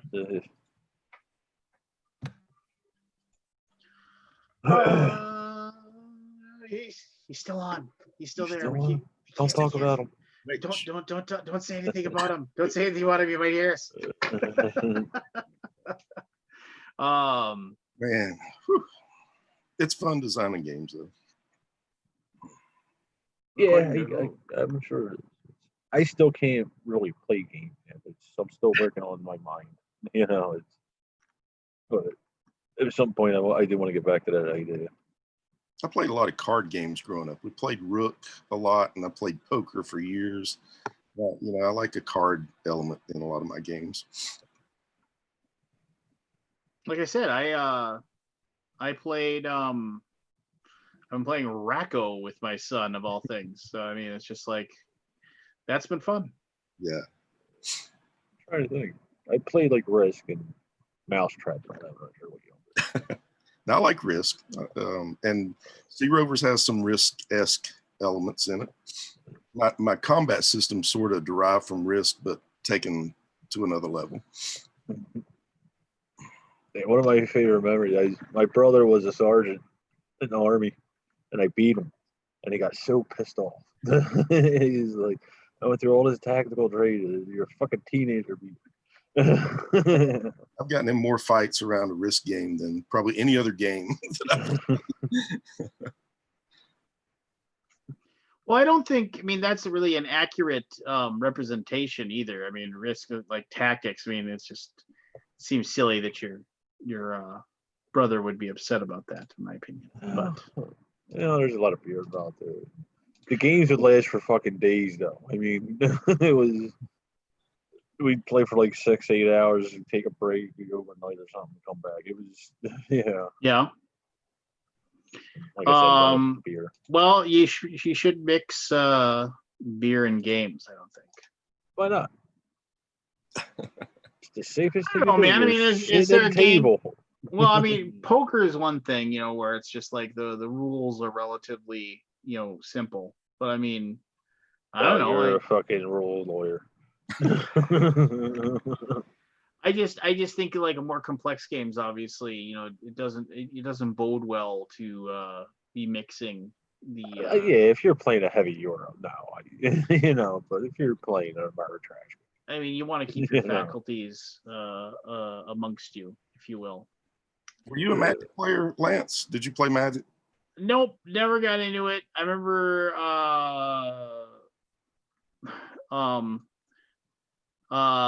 they are very much like, and Kabuki Kid, yes, I have played the 10 Days In. Those are good games. But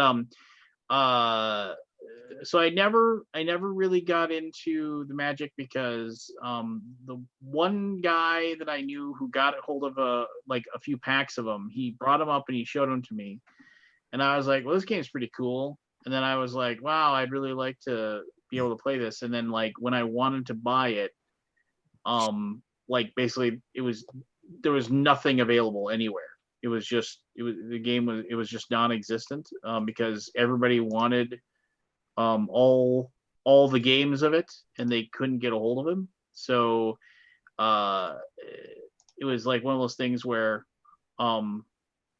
I was like totally like, oh, okay. And by the time the stuff was in stock again, like at that point I didn't care. It was like I had moved on and I wanted to do something else with my time and effort. So it was like one of those things where, yeah, I just didn't. I never had the ability. It never clued in for me. It never clicked. It just didn't happen. Which I was never like a player. I only played like a handful of times, mainly when my buddy introduced me to it. But that's all it took to really get the gist of what was going on, and to influence what I was doing.